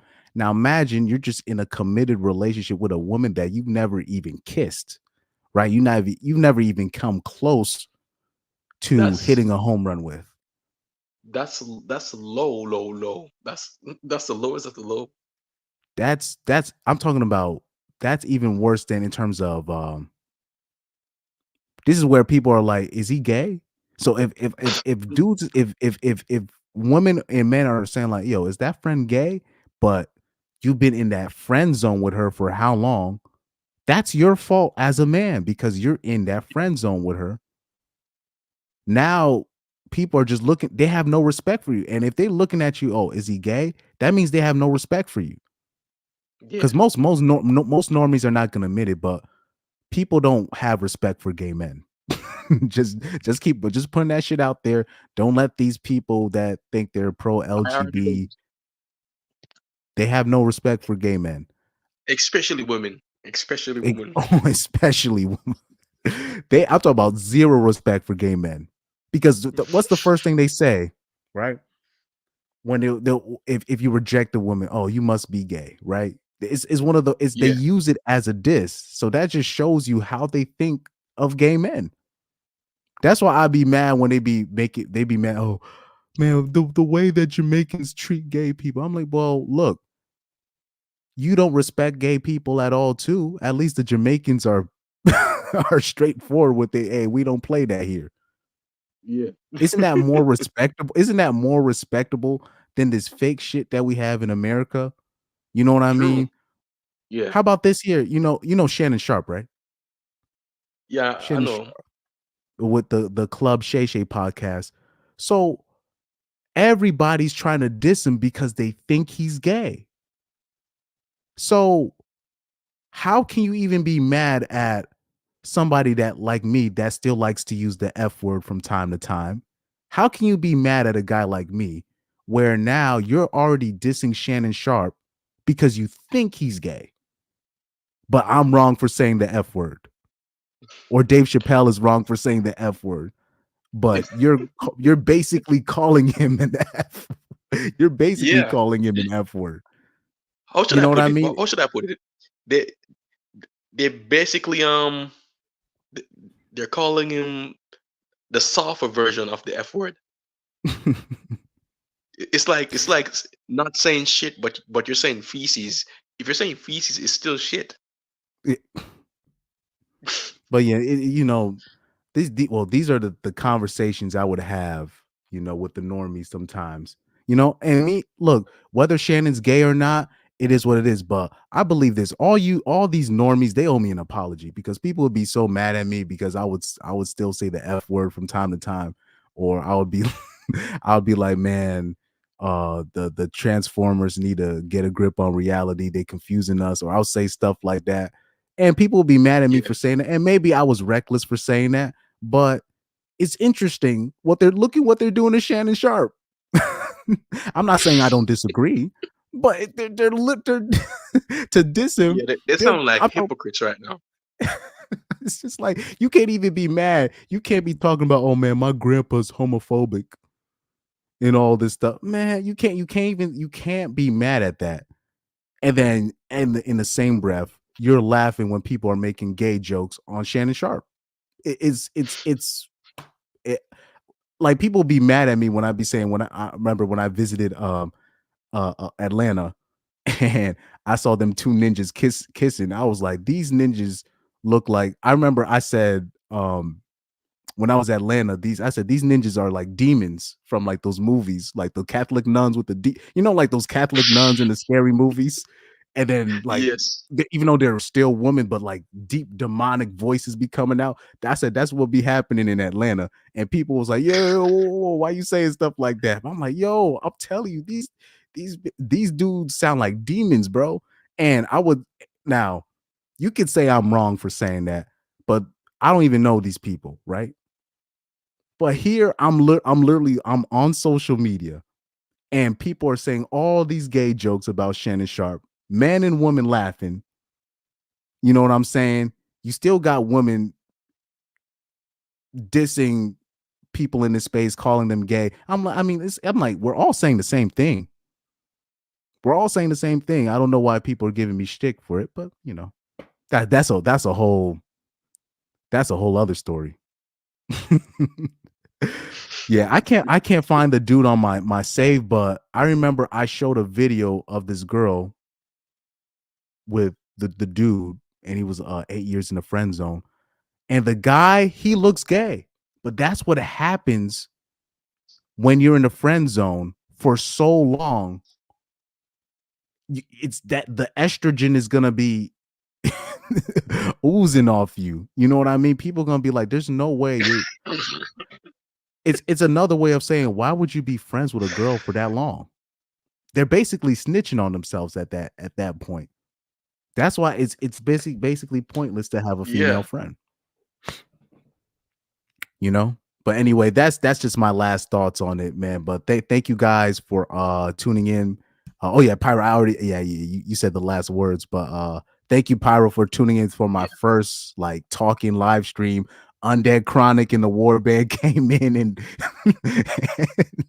like, dude, my thing went from 5 viewers to like 40 viewers, like this. Just like that.